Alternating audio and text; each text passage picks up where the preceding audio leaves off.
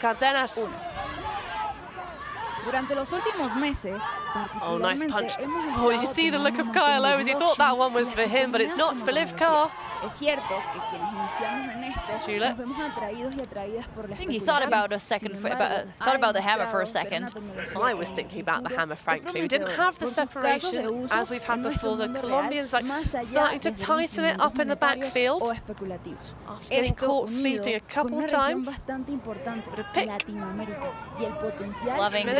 Loving the Colombian sideline, getting involved, really pumping up the defense.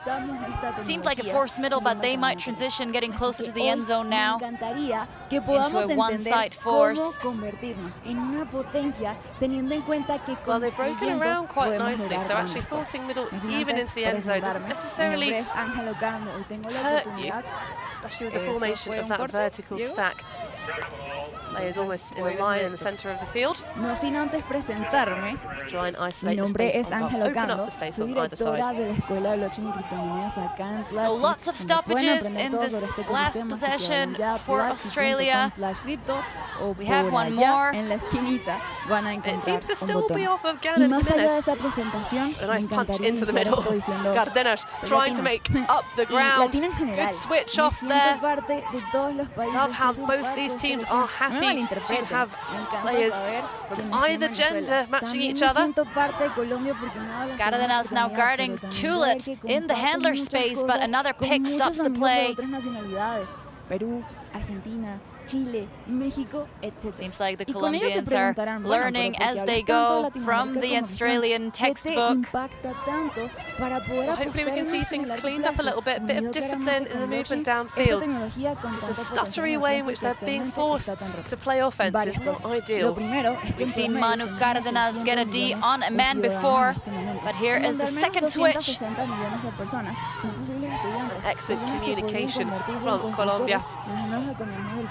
Lo que me encantaría hoy es impulsarles a ser parte de este ecosistema. We still haven't managed to clean things up downfield. La industria que mejor paga, la industria que nos ha demostrado que puede cambiar el futuro. I think Australia is forced to improvise a little bit in the end zone there, being really shut down on the normal set options that they would go for. Hay algo que compartimos It's nosotros also, en I think, the Latinoamérica agility y es of the la misma defense. zona It's horaria, really nuestra hard to get away cultura, from each other, so nuestro you're having idioma. to work Yo sé que diversos países tienen cosas really como hard. diferentes. Do you see it? Panamá, por Nice. ejemplo, tiene su propia versión del There, sancocho, Gan, así como Colombia y así como every Venezuela. effort. La Nice arepa turn from es Chula. otro dilema del que hoy no quiero hablar. We're Pero esto very nos hace close to Tulip conocer right now. amigos Find a instantáneamente. reset valve and opens up the space with a big arm, and it's McGuckin on the far side. Tighter match from Julio Duque, but a lovely use of the close side of the field from the Australian captain. Chula did not have much on that last throw, but that's what makes a great handler. Great handler.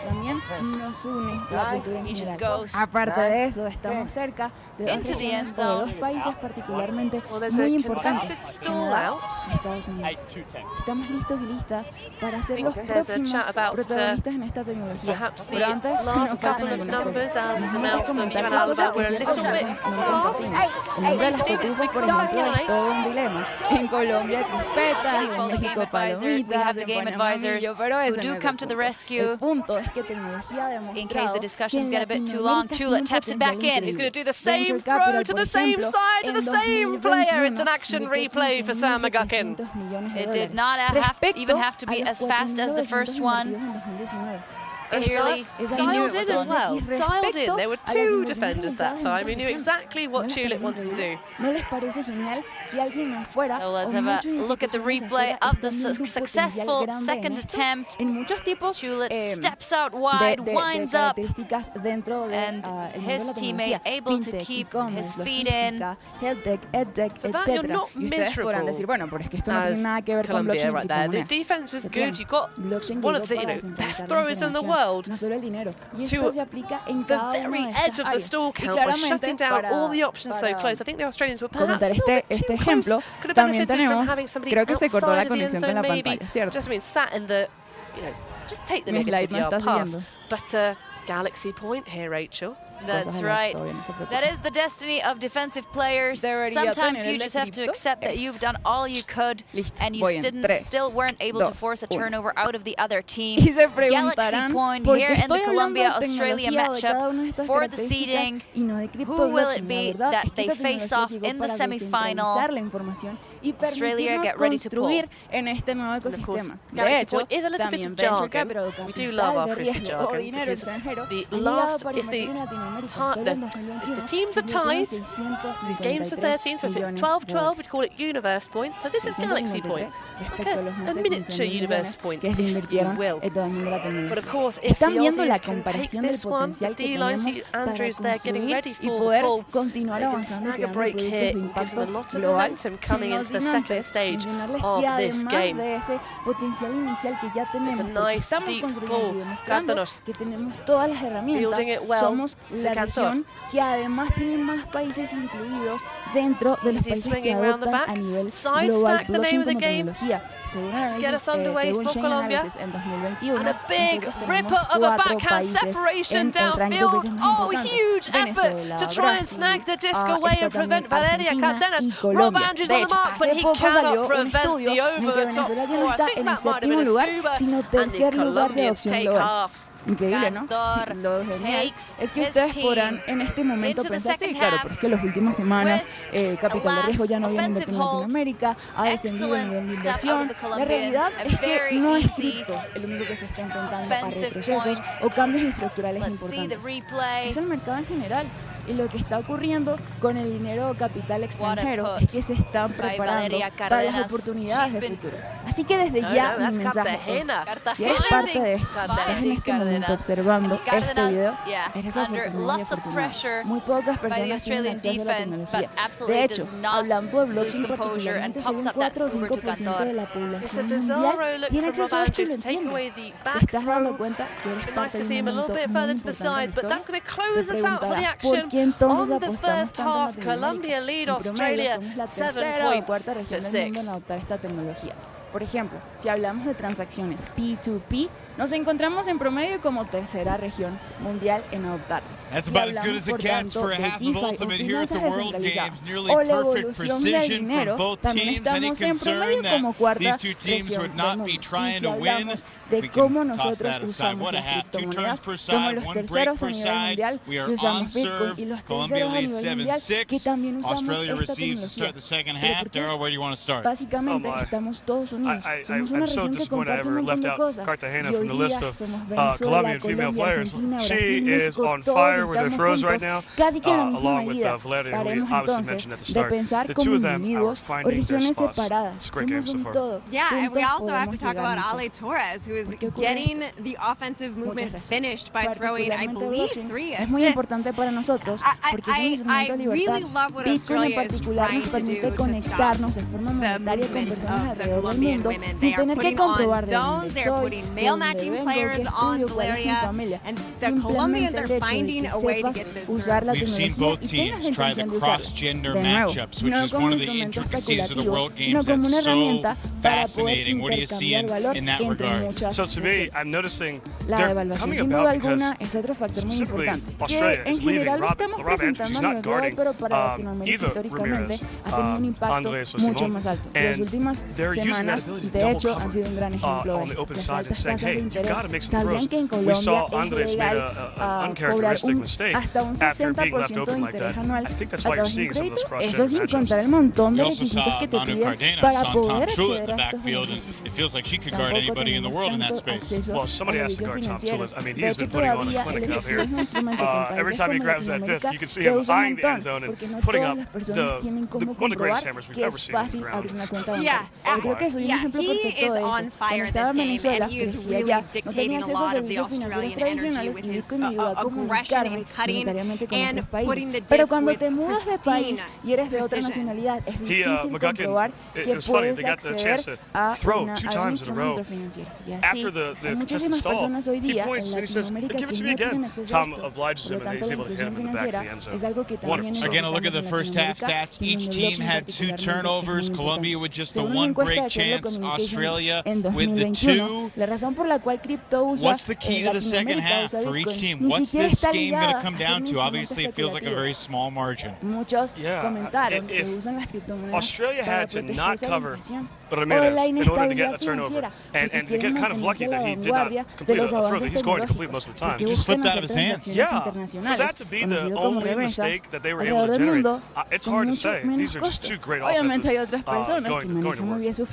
I think that one of the things that Australia could do defensively is maybe tighten up that zone a little bit. They're giving just enough space for Colombia to dish around in before they are able to break open. Maybe if they tighten that window, Colombia's going to have a harder time playing the game they want. And on the flip side, for Colombia defensively, you stop Tom Tulip, you're going to stop a lot of movement. It's not like you can just force Valeria Cardenas downfield and expect her to not do damage there, because the last point of the half, she caught the huck and then threw the score from the warning track. What a half of ultimate. Colombia leads 7-6. We are on serve. The Aussie props have the disc after the quick break. It is Hannah and Rael to have the second half call after this. Y la evolución necesita siempre partir de los fundamentos. La mayoría de los trabajos en el futuro van a ser trabajos de tecnología. De nuevo, eres afortunado y afortunado.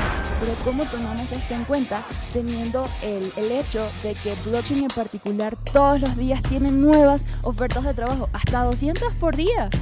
Y tú piensas inicialmente que solo es un instrumento especulativo con el que puedo convertirme en millonario y salvar a mi familia. Eso no va a pasar, pero construyendo tus probabilidades sí que se incrementan. Además, entendiendo que no es solo para personas en específico, cualquier persona puede ser parte de este ecosistema en particular.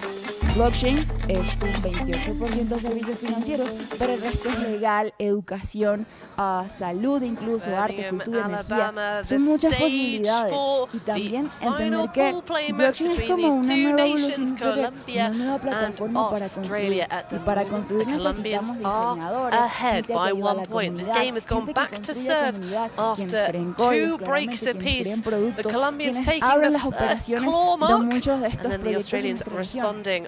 Si estás acá, ya sabes construir, Ramirez just with a bit of a lack of focus. So it's going to be an exciting second half. The business end of this match, Rahel, where las posibilidades son infinitas, aunque eso sea lo primero que necesitamos. De hecho, quiero demostrarles en este gráfico que Latinoamérica es una de las regiones que menos invierte en cripto, o que menos especulador es. Usamos la tecnología, no especulamos con ella. En promedio solo existe 1 millón de inversores de criptomonedas taking sides here cannot be done at the moment. Tom Tulip's having the game of his tournament so far. Not necessarily the point you want to peak, but we are enjoying getting a look at some of his throwing prowess as he takes the centre of the field with just in hand. Finds Prentice. Nice pop. Oh, and a lovely shot into the end zone. Sorry, that is Prentice with the assist for Rob Andrews. Calls it good just in the final edges of the pitch. Lots of pressure from the Colombians. Ramirez was Ahora there. mismo quienes somos parte Here de we see esto the Aussies tenemos un gran reto. celebrating. Un reto enorme. Lots of smiles, Primero, keeping the usamos game conceptos tight. muy Have a look at the complejos. replay. DeFi, Layer 2, DAOs. ¿Sabían ustedes que solo el Almost 6% de la población all that as a latinoamericana habla travel, inglés? but great Quiere decir footwork que si tú estás on the construyendo catch. un producto en este Good momento y awareness te for the estás score. Only comunicando 4 con estas turnovers palabras, so far, un Hannah, in gran this game. porcentaje de personas que And no it te seems like we will están continue with clean hold De hecho, offenses. eso es And algo that que is what desde the mi Aussies wanted to perspectiva do to start hacen this muy one off, bien just los punch it in. I estafadores. like how Saben comunicarle a la tía Rob Andrews Marta left a little qué es divot cripto in o the cómo grass at the back of the pueden end usar zone there. esquemas Prentice, of piramidales. course, Saben lobbing that utilizar one a la into the tía end Marta zone muy bien after getting para the poder que dish les dé dinero y from perderlo en absoluto. Georgia Egan Nosotros Griffiths. quienes hoy estamos Tall construyendo Aussie tecnología, ladies, a little bit incluso mixed up here no in the solo a cripto o no solo blockchain, So no nos estamos from sabiendo comunicar. Y what eso I'm es seeing, parte de lo que I necesitamos. feel like Dejarle the a un lado, Australians are doing a entender que much better necesitamos un job as montón long de as they empatía. are De hecho, lined up personalmente yo dirijo un laterally proyecto across educativo the y no pitch. creo It que la gives them a little solución bit para adoptar more y convertirnos en room to potencia breathe. global sea They enseñar a la are gente able to en la calle generate que es better Bitcoin y que es spacing blockchain. for their Es cuts enseñar a out las of that personas a formation whenever they construir para que llegue el punto transfer en que usemos esta to tecnología normal or y ni siquiera vertical nos damos stack. cuenta. They seem to Así struggle como a hoy bit. mi mamá We've had a lot puede of usar picks cualquier in the otra last tecnología point. a un par de But here's botones, e Colombia. incluso mi sobrina. Y creo que lo más Ramirez importante launches detrás an de esto es que inside entender flick to de cut esos to Hannah. 260 She's going to get it millones de into the estudiantes goal. promedio, o personas que podrían acceder a educación, solo un 17% está accediendo a educación y solo unas 100.000 personas al año logran desarrollar sus carreras profesionales. Necesitamos apuntarnos alto. Impúlsate a ti a construir y construirte. Aprende inglés, aprende marketing, aprende desarrollo. Lo importante es que te retes a no parar de aprender, pero con eso animarte a construir comunidad, animarte a construir leyes, animarte a construir productos. Hay una región que a mí particularmente me llena de muchísimo orgullo y es Argentina. Entiendan el problema, están creando soluciones. Y no solo soluciones que impactan a su ciudadanía, a Latinoamérica y el mundo entero. Y nos representan a todos y todas. Qué bonito. Creo que hay algo también en lo que debemos enfocarnos un montón. Y es en la usabilidad, que inicialmente es conocido como UX y UI, pero a ver, que va muchísimo más allá. Es entender cómo creamos un mayor impacto allá afuera a través de lo que estamos creando. Porque si les soy honesta, al menos desde blockchain, no estamos acá para convencer al 5% de personas que ya usan esta tecnología. Tenemos que entender cómo transformarnos para poder transformar las vidas del 95% restante. Y eso generaba un valor. Hay un ejemplo que siempre comento y nunca me voy a cansar de compartir. Mi mamá no usa WhatsApp porque sabe que Python o JavaScript está detrás. Ni siquiera lo usa la tecnología porque detrás hayan botones o algo, simplemente porque un par de pasos le permite comunicarse con su familia, con sus amigos, conmigo, que estoy al otro lado de la región. Piensen en eso. Piensen en que cuando estén creando soluciones, no es con el propósito de, si me voy a hacer millonario con esto, bla, bla, bla. No, piensen en las personas que necesitan esa solución que ustedes están creando. Y eso puede ser una imagen con la que comunican algo, eso puede ser un tweet con el que están comunicando algo, eso puede ser una aplicación, eso puede ser una empresa, eso pueden ser muchas cosas. Y detrás de eso necesitamos mucha credibilidad. Hay empresas o instituciones gubernamentales, etcétera, que hoy tienen la oportunidad de construir un blockchain. Y un mensaje de mí para ellos en este momento es: no necesitamos centralizar y controlar lo que no nació para ser centralizado. Blockchain llegó para descentralizarse y les necesitamos a ustedes, si están desde esa posición, para brindar credibilidad y confianza. Es lo único que necesitamos para que cada vez más personas podamos aprovechar las propiedades de esto. Entendiendo que blockchain per se es comunidad, estamos acá para construir en equipo y ser parte no solo de la industria más revolucionaria de la historia, que es tecnología, sino de una de las más retadoras, que es blockchain en particular. Y sí, detrás de esto hay un montón de retos. Me encantaría decirles que su carrera profesional va a ser súper sencilla y en 3 meses van a alcanzar todos sus objetivos. La verdad es que hay muchas cosas rotas, pero las oportunidades de construir y construirnos son increíbles. Me encantaría a través de ello que juntos impulsemos a la TAM a construir, y no solo consumir. Y eso significa muchas cosas. No estamos acá para hacer, digamos que construir productos para que quienes hoy ya tienen mucho dinero tengan más dinero. Encriptar a algunos personajes. No estamos por Sailor, estamos por Elon Musk construyendo. No estamos por Sam, estamos por Antonio. No estamos por Vitalik. No estamos por nadie de los CEOs de Amazon. No estamos por ellos. Estamos por la tía Marta.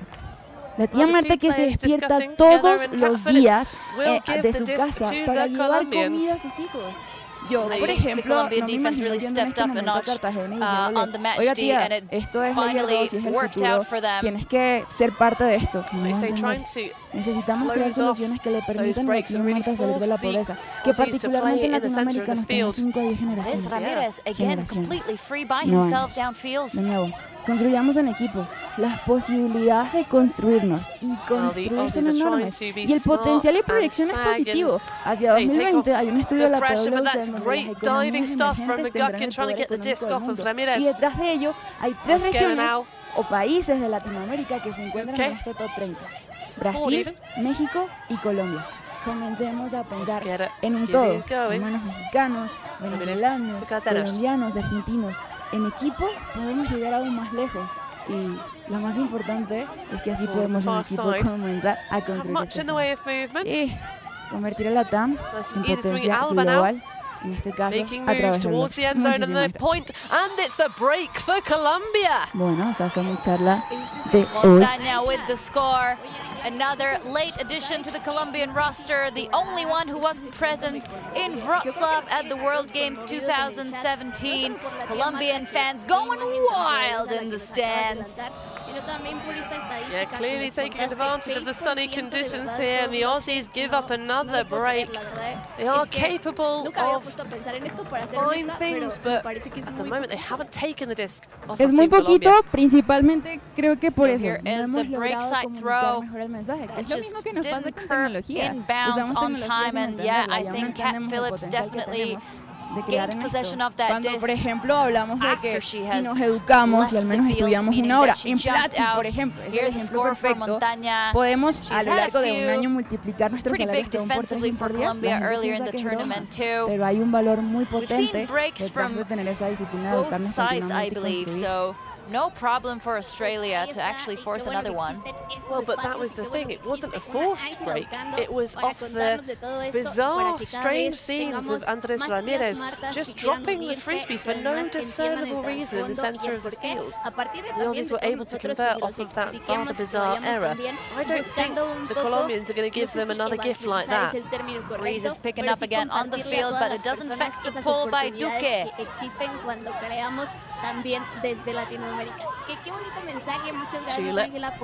Been around a long time, but nice giving and going action with that's Prentice. Oh, a launch, a good recovery from McGuckin. I'm not sure that was exactly where he intended the disc to end up, but nice adjustment for the number 7. Big swing, well collected by Prentice. As Phillips available on the under. Opens up a huge backhand. The separation isn't there, but actually a stoppage perhaps, or just letting Andrews run free. I think Duque just recognizing early that he will have no chance on that disc. We've been talking about the snap, the energy, the spice on the throws by Kat Phillips. Almost uncomfortable to catch, but you gotta do what you gotta do when it's in the end zone. And that one, she just checked that in. Duque with no chance, given the speed of it, she winds up. Yeah, we see him give up. Placed perfectly into the far corner of the end zone. Score for Australia. We have talked about the meaning of this game, proceeding, going into the semi-finals bracket.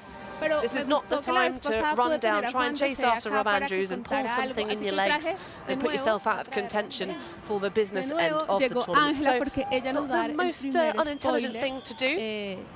Of course, Rob Andrews, man of mystery, having not given us here at the booth any of the fun facts about his background. So, no quería traer nunca al computador porque decía como son spoilers, no quiero que hagan print de pantalla ni ese tipo de cosas y que luego one goal and one assist in this game so far. Here we see her sister Mitch Phillips preparing for the poll. No, espérate, ¿cuál es el link? ¿Cuál es no sé qué? The one that is the most familiar with this Colombian counterpart, having played in Colombia previously and joining the Revolution Club out of Medellin at WCC later on. El valor más importante que tenemos en Platzi es que nuestra comunidad va primero. Es por ello que en Crypto Cositas vamos a comenzar a hacer muchos eventos en toda la región. Pronto viene uno en Bogotá. Les aviso la próxima semana, pero es un gran spoiler. Viene uno en Argentina y otro en México. Y es solo el comienzo para todo lo que se va a venir para la comunidad. Así que si se quieren mantener al tanto, platzi.com/criptocositas y podrán ser parte de esto. Yo me voy, eso es lo que quería decir. Gracias. Ahí nos dejan antojados a los que de pronto están otras veces, no se preocupen. Colombia, México, Argentina, váyanse alistando. Y bueno, los otros países vamos a estar súper atentos de verlos, por supuesto, online y esperando a que lleguen a los diferentes lugares que Crypto tiene.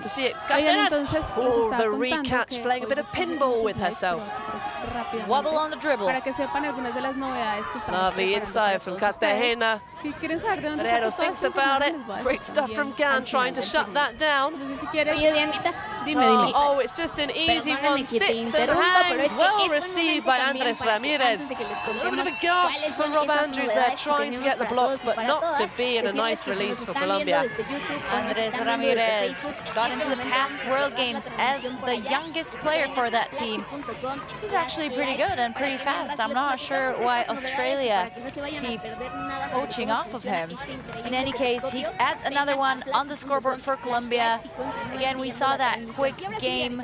The Aussie zone not causing too much trouble. We only saw the little wobble that we're gonna get on the replay. I think it was Mish Phillips who got a hand on that, but nicely saved by the Colombians. Here the score. High grab by Andres Ramirez. Well, I said a bit of pinball for one, but clearly it's pinball for two. I love that focus, though, to see the bobbled disc pues por in the air supuesto and el just be like, marketing. snaffle that. Y si quieres saber de qué se trata, ve a platzi.com Growth Event. ¿Por qué? Porque ahí vas a encontrar no solo de qué se trata esta ruta, de qué se trata el perfil de Growth Marketer, sino también vas a encontrar cómo puedes asistir a ese lanzamiento y ese evento que vamos a estar haciendo simultáneo entre Bogotá y México. Así que hay cupos, por supuesto, limitados. Y si estás viendo Platzi Live, pues seguramente vas a tener una oportunidad adicional de ir porque te estás enterando en primicia. Así que ese es el primero. El segundo, vamos a verlo por acá, es esto. Esto ya se lo habíamos contado. Tenemos un reto de observabilidad con New Relic y... Espérense que es que acabo de hacer una musiquita y me distrajo, pero ya les voy a contar de qué se trata. El reto de observabilidad con New Relic está buenísimo porque no solamente pues tenemos alianzas específicamente con New Relic, sino que también tiene premios especiales. Tenemos gift cards hasta por $50 para las primeras personas que prueben el reto y sé que todavía hay disponibles. Además el badge especial y por supuesto este reto está dando a muchas personas la oportunidad de aplicar ofertas específicas que ya hay en el mercado sobre observabilidad. Así que lo pueden encontrar en platzi.com/observabilidad o ustedes entran al home de Platzi cuando se hacen login y ahí en la parte de retos ya lo encuentran. Y el otro que tengo es que muy pronto prepárense porque llega un programa de aceleración de talento que se llama Ready for Work. Este es una especie de reto, es un programa especial donde ustedes van a tener talleres, mentorías, donde les van a asesorar sobre sus portafolios, sus hojas de vida o sus currículum y los van a ayudar a prepararse para estar listos al mercado laboral. Esto se viene próximamente, así que estén muy pendientes. Incluso sé que algunas personas que han estado estudiando mucho y que se están preparando y que tienen el hábito de estudio muy bien gestionado, por decirlo así, van a recibir una invitación especial para participar, así que es por inscripción, pero también te pueden llamar por tu desempeño en la plataforma. Y por último, les cuento que la Facultad de Diseño se está renovando y a final de mes va a estar lanzando 4 rutas específicas para perfiles de diseño. Aunque no lo tengo, esta es otra cosa que dije. Que me adelantó acá. Diseño gráfico, diseño de branding, diseño de producto, UX y UI. Esas son las 4 rutas nuevas que se van a lanzar. Así que si te interesa el diseño y si quieres aprender alguna de estas 4 áreas, a final de mes vas a tener más noticias de la Escuela de Diseño o de la Facultad de Diseño, porque tenemos 2 escuelas, la de producto y la de diseño. Y ahora estas 4 rutas. Y acá les traigo algunos adelantos, poquitos, pero jugosos de los cursos que se vienen en agosto. El taller práctico de JavaScript para crear videojuegos web, un curso de estrategias de producto, un curso de comprensión lectora y 2 cursos de unit testing, uno en Go y otro en Vue.js. Así que ahí les dejo estos adelantos y yo ya estoy ansiosa de entender cómo se tomaron estas fotos y sí, estoy muy emocionada. Creo que a todos nos dio mucha sensibilidad esta semana de ver las fotografías de la NASA, cómo se tomaron, cómo funciona este telescopio. No sé qué tan interesados tú y los estudiantes, pero internet se llenó de muchas fotografías espectaculares y de mucha emoción también.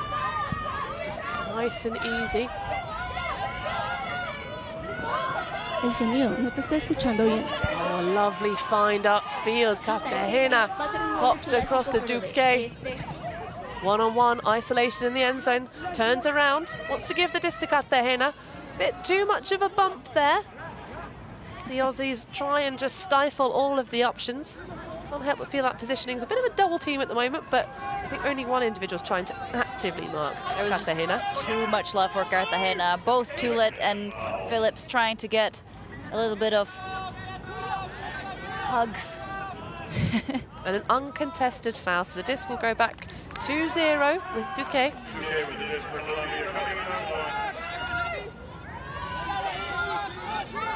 So Cartagena, Phillips, the matchup in front of the disc. Plenty of players available that are sort of semi-poached off. Eventually finds Alaba. Nice way to shut down the around. Cardenas. She's back to Alba. And they get the give and go. Nice peel off, but leaving the thrower wide open. And Torres with the goal. Fancy footwork. Way to keep that front foot in, Torres. He's gonna give the disc a little cuddle. Look how happy she is. That will show them. That will show them. Saying that she might be too old to play the game. She played absolutely fantastically in the Premier Ultimate League, one of the women's pro leagues in the States. Semi-pro anyway. All these athletes out here on the fields are actually, you know, this is not their full-time job. They're not just athletes, they also do other things. Let's see the replay. Big fake to one side, and then the score to the front of the end zone. Little cuddle by Torres. She has had 4 assists. Wow, that is absolutely huge. She adds 1 goal to her scoreboard. 5 total records in her stats. Excellent stuff. So when it comes to flying disc sports, you tend to have individuals that tend to be specialists, because it's at World Championships you normally have a roster of 28 strong, whereas here at the World Games it's just 14. So there are not that many kind of, you know, specialists here, but as a handler, it's always nice to get a score on your stats board every now and then, just to show you still can.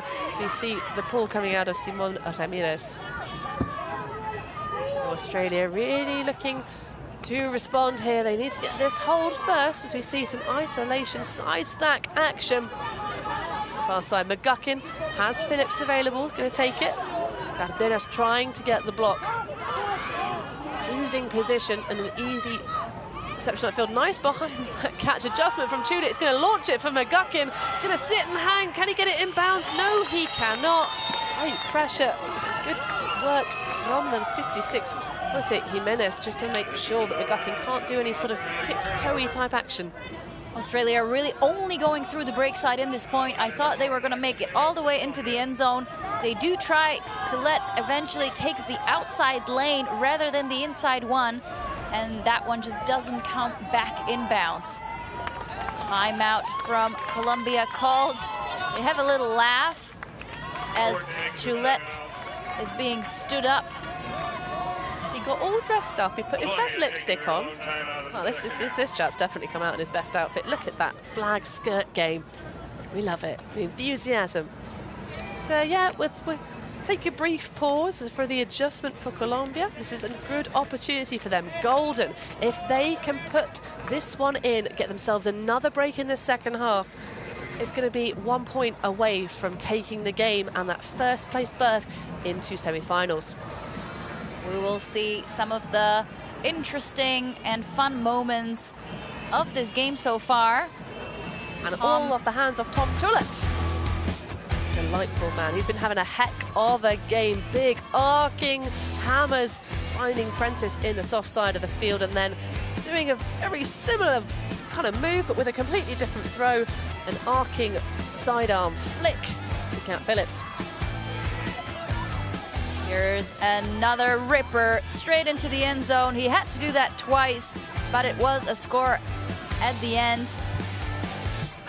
We love the play. So nice he did it twice. That reaching layout from Chulette. I think he actually appears in one of our advertisement stabs doing a similar thing when he played with Colony at the World Championships, those weird indoor lightning delayed games back in 2018. Nice low one there.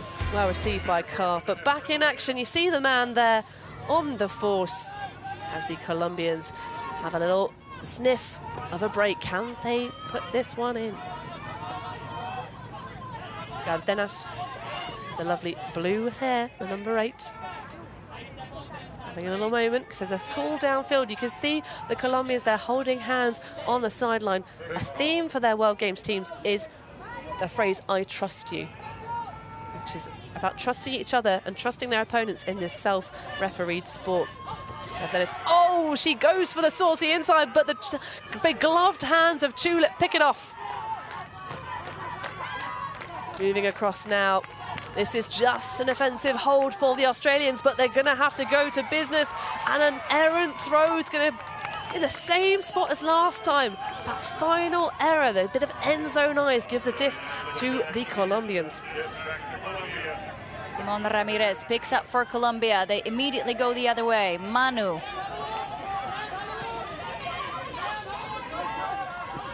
Looking around a little bit lost for options. Mosquera there, though, poached off. Again, we've said some of the players for the Colombian side really do have a preference, and Mosquera is one of those people you cannot allow to get deep. If you can see the respect that Kat Phillips is giving her as Ford has the momentum at the far side, but you can see that small ball, quick movement style ultimate, and holding on a long time. Mosquera again far side. Oh, Phillips has a little think about the bid. Quite the right position to take that one away from the Colombians. Cardenas fighting on the sideline, taking the disc away from Egan Griffiths. Nice around break off of such a large mark. And Mosquera again just being sagged off by Kat Phillips. Giving and going.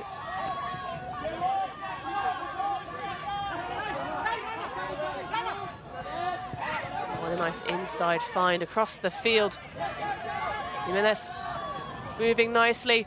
Oh, and it's going to be the goal for Colombia. Montaña with the score, and they are putting themselves within one of closing out this match and taking top spot in Pool B. Colombian women just having themselves a heck of a game. Montaña with a second goal score for herself. We've already mentioned Aleja Torres having one of her best games with 5 points total on the stats board. We even saw her score a goal, even though she's usually on the assisting side. And Colombia trusting themselves to win this game, looking spotless. We've said this game is not the must-win opportunity, but that is the first moment there. Tom Chulet taking the disc away from the Colombians. Unfortunately, we had two unforced errors from the Aussie side, and then hot work from Colombia. Montaña getting the goal. And as I say, it's very close to them closing this one out. It's going to be all the work to do for the Aussies. But this is not necessarily the moment in your tournament where you really want to have that injection of nitrous oxide into your players, because it is all still to play for. This one just about deciding who they're going to play against. The victors will face off against the second seed in Pool A, which is likely to be a North American team. Well, actually, certainly to be a North American team. It's just a case of which one, the USA or Canada. I'm sure you'll want to stay tuned in to this stream for the next game, because that will be the decider after the US not having the best start to this tournament. But focusing on the action in front of us, huge play seems for the Colombian defense, trying to get the disc off of the Australians. A lot of contact there. I think we might see a foul being called. Duque with his arms open. Seems like a foul was called a few passes back. It was definitely a collision with Prentice. If you stop. So so there is a stoppage, but the question is when was play affected, all right? And you have to determine that when play was affected. Did you not get up off the ground as quick as you could? Yes, I completely stayed in my position. Okay, then I guess play stops here. I kept going, but if you stopped, okay, then I guess play stops here.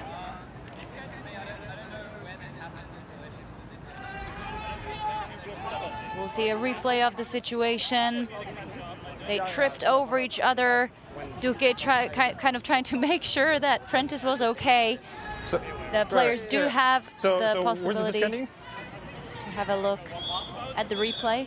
Use the video it's up to you, analysis but as sure. well. That's fine. But it seems like there will be a clear agreement on where the disc should go. It will stay with Gan. Molly Kwong there, the game advisor in the green shirt, just alongside to help compare these games. Of course, being self-refereed. Oh, the big fake off the hand of Garo Ma. Been having a wonderful tournament. But a injury replacement for Kat Phillips at times when she's taken a clattering. Need to come off the field. Oh, and what a lovely redemption grab for Australia. Carr keeping the disc alive. And an over-the-top cheeky break, and the Australians keep themselves in this game at least one more point. As a fan of tight ultimate, tight games, I am so happy for the Aussies to reel this one in. But I have to call out Alex Prentice on her travels. We've seen it on the replays. We've seen it in this point again. I think she can do better. I think she can deliver those throws without moving her foot. Maybe it hasn't given her too much of an advantage, but I see it over and over again on the video, unfortunately. Juliette with impressive 6 assists in this game. Oh yeah, that young man is on fire. He's brought some twigs, and a little bit of a fire starter. But that was a lovely over the top. Let's get another look at that score. Huge scenes from Liv Carr. Full stretch, single-handed grab to keep the slightly errant pass away. A nice little elevator release for the goal. Woof. The sidelines getting really loud as we tune in into another game point by Colombia, raising their arms up together with their sideline. They trust their teammates on the pitch to bring this game home. Well, at the moment, it is advantage Colombia. Can they sink this one in? They've been nigh on flawless so far this game, the form that they have been pretty much all tournament. So dominant here in Pool B. Is it more streaming under? Oh, nice find, Valeria Cardenas. Doesn't deserve to take the big one. Oh, that's going to be redemption for Ford. Yes, it is, after the overthrow for Torres. So close to closing this one out now. Cantor finding Forero. Oh, and it's going to be a shot for Truss, but Rob Andrews closes the door and says, no, you're not getting a cheeky one that easy. Egan Griffiths now, no mark. More on Phillips. Doing some double duty here. Oh, I think that might be, it is Mish Phillips. They look so similar, but power braids for the number 17, known by Snail, their Frisbee nickname. Colombians sagging on the defense. I got excited talking about it. So Andrews put a scuba grip on, which you love to see. Ford coming in, doesn't manage to put off Latamados. Nice high releasey, bladey backhand into the path of Andrews. Latamados. Oh, he's going to open up a huge blade for the goal. It's a break for Australia. They bring themselves ever closer and take a point away from the offensive line that's been so good for the Colombian side. Andrews absolutely unstoppable in the end zone. He gets huge one more time. We've talked about verticality, and they are not afraid to use it. He grew up in Sydney, moved to Melbourne, Ellipsis now, his home team in Australia. We see the nice layout save by Ford, and the great read of the game by Andrews. Andrews with a bookends, goes by the nickname of Bobo. Last time I checked, he was reading The Inner Game of Tennis in the Ellipsis book club.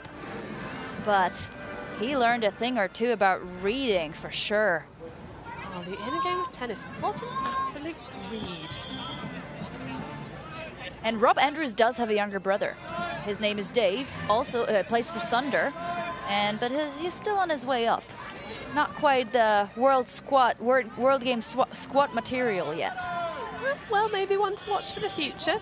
It is lovely to see some of the newer additions to the Aussie roster for the Crocs this season, kind of just coming in and merging nicely. They've had a good tournament so far. We're very excited that we're going to get more coverage of both of these teams as they play through the semi-final bracket. But can it go right down to the wire? We asked for 25 points. Fans of Colombia will be hoping that they can put together the magic and close this one out.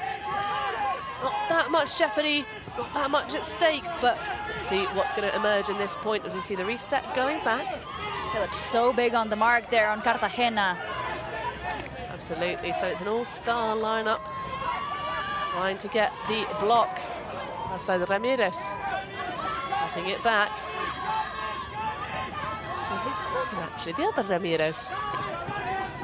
Bit of sibling love. Oh, a lovely find in Duque and a lovely shot to connect with him. Pops it up, Cardenas. Cartagena, Ramirez. Is it going to be an easy one for Manu? Yes, it is!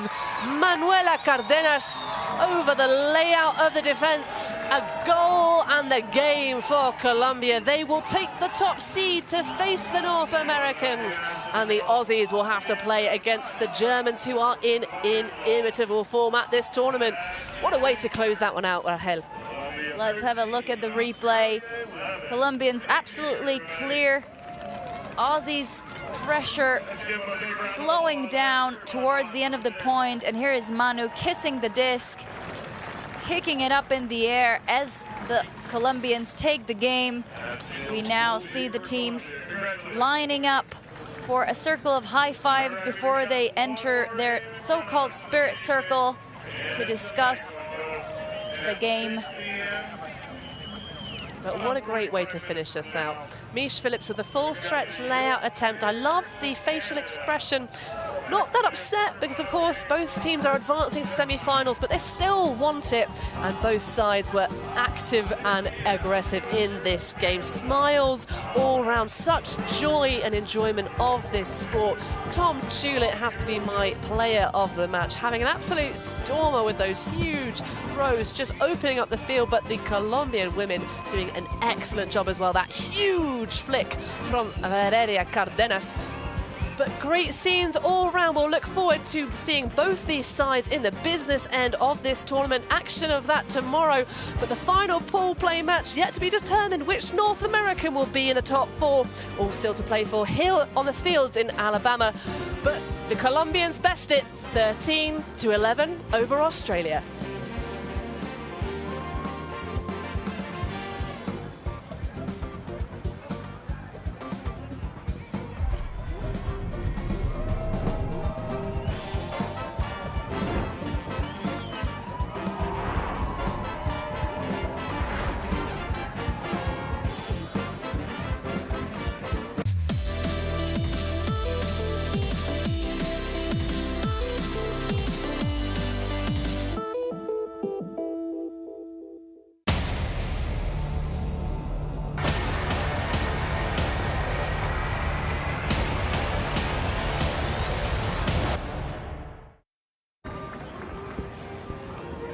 How lucky were we to witness just an unbelievable showcase of ultimate frisbee. 13-11, Colombia takes down Australia in a game with so few mistakes, so many remarkable plays.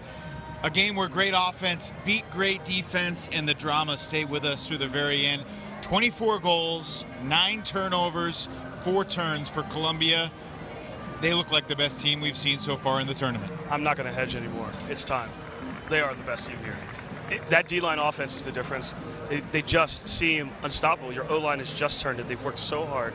And then they have to chase the Colombian team all around the outside, all around the outside. Give and go. Your handler defenders are just giving up free resets. They're hitting up through the middle of the field. You just lose your mind. And they're so happy to work tirelessly for as many throws as it takes. Let's not discount what Australia did to try and keep themselves in the game. They had some fantastic looks today, but it just wasn't quite enough for what Colombia had in their back pocket. Throws like from Valeria Cardenas looked like it was turbo boosted right outside the end zone. How about the game for 43-year-old Aleja Torres, the oldest player competing at the World Games? She had half a dozen assists. And look, Cartagena and Valeria Cardenas, Australia tried a lot of different things, and the Aussies played a great game. They just could not dispossess the Colombians more than a couple times. The Colombians kept switching who was the person, especially on their O-line, to make the plays. Simón Ramirez realized in the second half of that game, hey, you're leaving me and Andres open? Well, I'm going to show you that I can absolutely rip court too. I was particularly impressed with Simón Ramirez the second half. Like I said, everyone working so tirelessly. He was cutting fiercely in the second half to keep things moving and just obliterate the Australian defense. It was 12-9 Colombia, a hold made it 12-10, and then they did get just their second break of the game on this insane catch. A lot of Manas to Andrews, taking the elevator to the top floor, but in the end, Manuela Cardenas had a relatively quiet game by her standards, but nothing quiet about the emphatic punt spike to close it out. So Colombia, as Hannah said, will meet the North American survivor between USA and Canada. That game is coming up in 40 minutes, and we can't wait to get you to the opening pull of that one. But first, plenty more of Colombia-Australia conversation. I mean, this is just a beautiful statue. If you are watching this game, this is the highest level of the sport. 9 turnovers total in the game. Total in the game. We had seen that many turnovers in a single point. Australia's 5 turns, the fewest anybody has had in the tournament coming into this game, except Colombia had 1 fewer in this game. I think Australia can absolutely feel great about whoever they cross over against. They have an end zone set that is very difficult to match with McGuckin and Andrews receiving those moon shots. They're just unstoppable and easy to find in the end zone. Wow. So Australia, as the 2 seed in the pool, will take on Germany. And, I mean, that's a fascinating game to start thinking about as well, because there's not a ton of familiarity between those 2 countries. Germany's first World Games appearance in 2005. Can't imagine Australia came into the tournament thinking that Germany was going to win the pool with USA and Canada. And the other semifinal tomorrow will be either Colombia or USA and Canada. Yeah, I mean, I think that that matchup's going to be interesting to take on already. There's a height advantage, shockingly, for the Australians. It's not something that you'd say most of the time about German Ultimate. But this Germany is really focused on working through their women, working through their strong handler play, and possessing the disc. So they can probably combat a lot of the Australian height. And here's one of the things that impressed me most about Australia's effort today is how about the different defensive looks we saw that were clearly designed explicitly for Colombia. The zone that they put on with the male matching players encircling the disc, the cross-gender matchups they wrote up. Ultimately it didn't notch them the force middle, all of those different looks. They were like, this is what we're going to try, and they executed it really, really well, all things considered.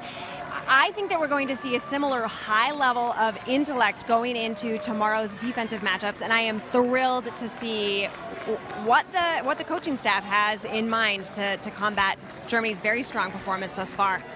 Well, I think the teams that are left here, you just talked about coaching.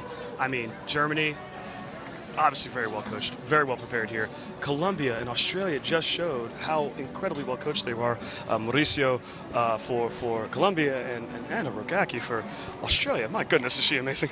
Is Colombia a comfortable favorite in your mind, regardless who they face in the semifinals tomorrow? Yes. I would also agree. I mean, watching the offensive line be unflappable against everything nuanced and different that Australia was putting up, I mean, that, in my mind, they are the clear favorites as well. They had 4 turnovers for the game, and one of them was when the disc just flipped out of Andres Ramirez's hands. They really only had the disc taken away from them 3 times.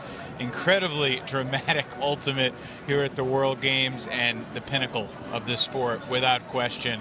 We're going to take a quick break and then be joined by the godfather of Colombian Ultimate, the man who went to the Pacific Northwest in the late 2000s and the late aughts to learn the sport, brought Americans down to Medellin to influence the growth and development of Youth Ultimate. Mauricio Moore, the architect of Team Colombia, joins us here in Birmingham after the break.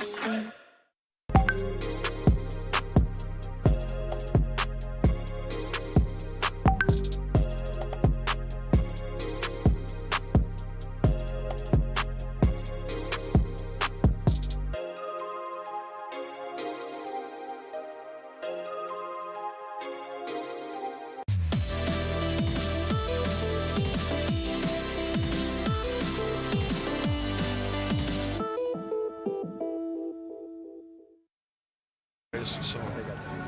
Back here in Birmingham, the fans were just treated to an ultimate spectacle with Colombia taking down Australia, and now we are treated to the most famous hat in Ultimate, with all due respect to Tom Styles. Mauricio Moore, the coach of Team Colombia, 3-0 through a pool play, an Ultimate display that we were hoping to see.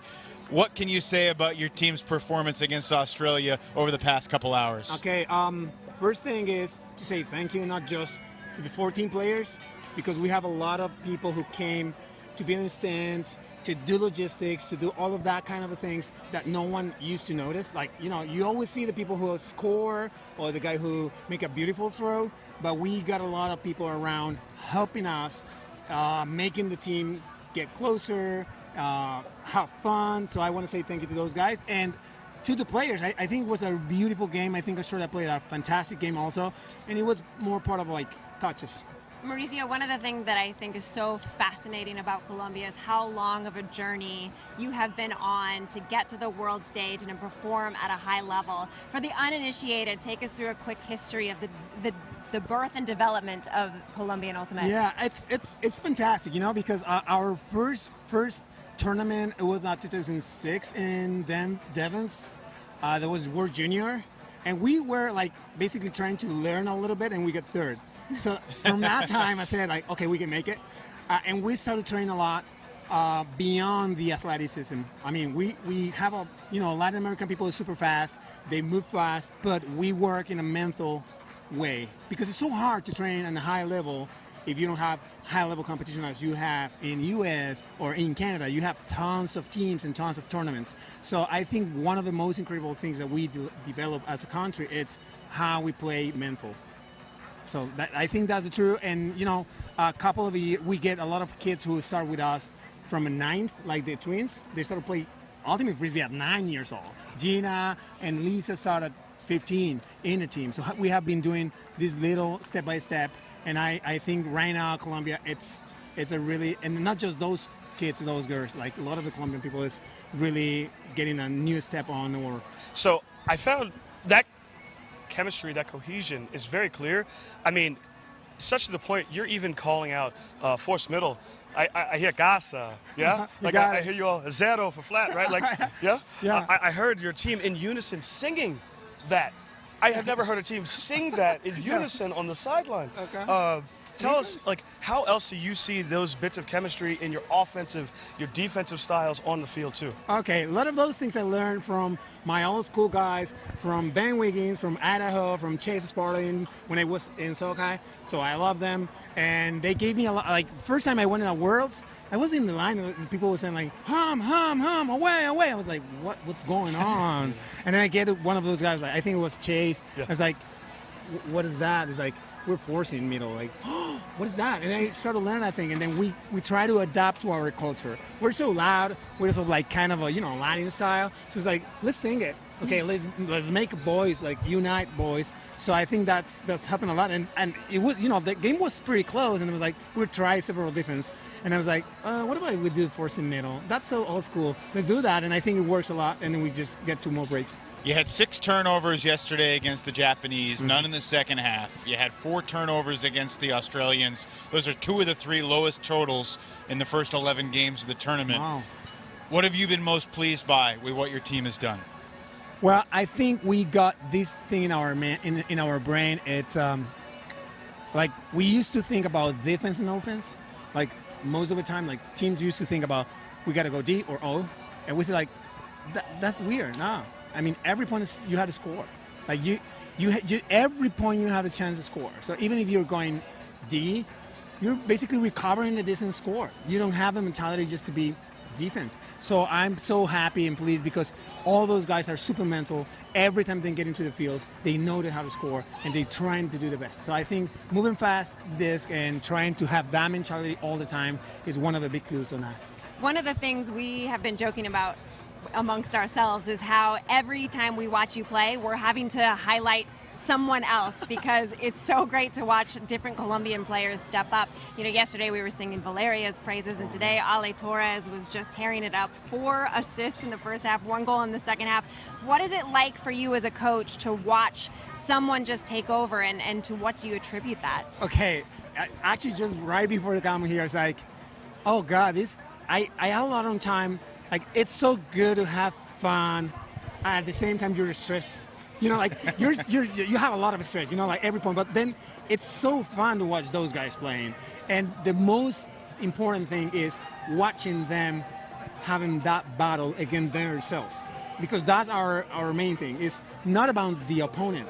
Most of the time, they don't even remember who was guarding them. They're trying to beat themselves. When I'm saying beat themselves, is like what, like. There's, for example, a guy who is like super scared of cut. Like every time he want to cut, like he just got that in this. Like just go through it. Like if you get scared because of your hammer or whatever, like that battle inside of a team, not yelling the guy behind, not just frustrating. All of that battles are the things that I have more happiness when I coach him, seeing that thing happen. And I think all of those guys are doing a super great job. We saw a willingness to do cross-gender matchups on defense. Was that part of the plan, or was it something else that you guys were doing? I'm not gonna say it. Okay. Here's the thing. So yes, yes, it was. Okay, you know. Okay. A tip of the hat. Yes, it was. No, actually, it's I'm not gonna say if it's part of a strategy, but I'm gonna say we're practicing that every single time. I mean, we're practicing the mismatch, way to like the flow of a mismatch. That's something that you have to be prepared for, and that's something that you can use for in a game which is mixed. You know, if you bring a zone, at some point you're gonna be a mismatch. You know, like it's so hard to just like be like in the same match. So I would say we train a lot now, and we're having fun. And the good thing, I think our players are doing a great job doing that thing. Like Alejo was guarding a super tall guy. I was like, oh God, he's gonna go deep. It's like, and then they communicate, they switch each other, and it was like, and everyone, like everything was set it up. We could ask you questions for the next 3 hours, but we got to give our crew a short break before we get into pregame for USA Canada. So before we get into pregame for USA Canada, give us your pregame thoughts on USA Canada. You face the winner tomorrow. Don't do that. Okay. Oh God. Okay. This is hard. Seriously, this is hard because we saw to play those teams, these two teams playing before this tournament. We saw the performance they have been. We know their like weakness, but at the same time, we know how strong they are. Like how strong is Canada, how strong is US. In my perspective, it's going to be a super tight game. It's going to be universe point. Okay, that's my prediction. And whoever is on the D is going to win. You got the team Poland winning on Universe. Okay, let's see what happens. That's spicy stuff That's good. From Mauricio Moore, the head coach of Team Colombia, the winner of Pool B here at the 2022 World Games. Mauricio, congratulations, felicitaciones, muchas gracias, amigo, hasta luego. Thank you very much for you guys. Mauricio Moore joining us here. We're going to take a short break. We'll be back about 15 minutes before the top of the hour to get you set for USA and Canada to finish off pool play here at the 2022 World Games. But for now, for Mauricio, Daryl, and Megan, I'm Evan saying so long. Talk to you in just a few here from Birmingham. Thank you for watching this exclusive World Flying Disc Federation coverage of the World Games. On behalf of our entire crew in Madrid and everyone here in Birmingham, Alabama, I'm Evan Lepler. This has been a copyrighted presentation of the International World Games Association in conjunction with the Olympic Channel and the World Flying Disc Federation.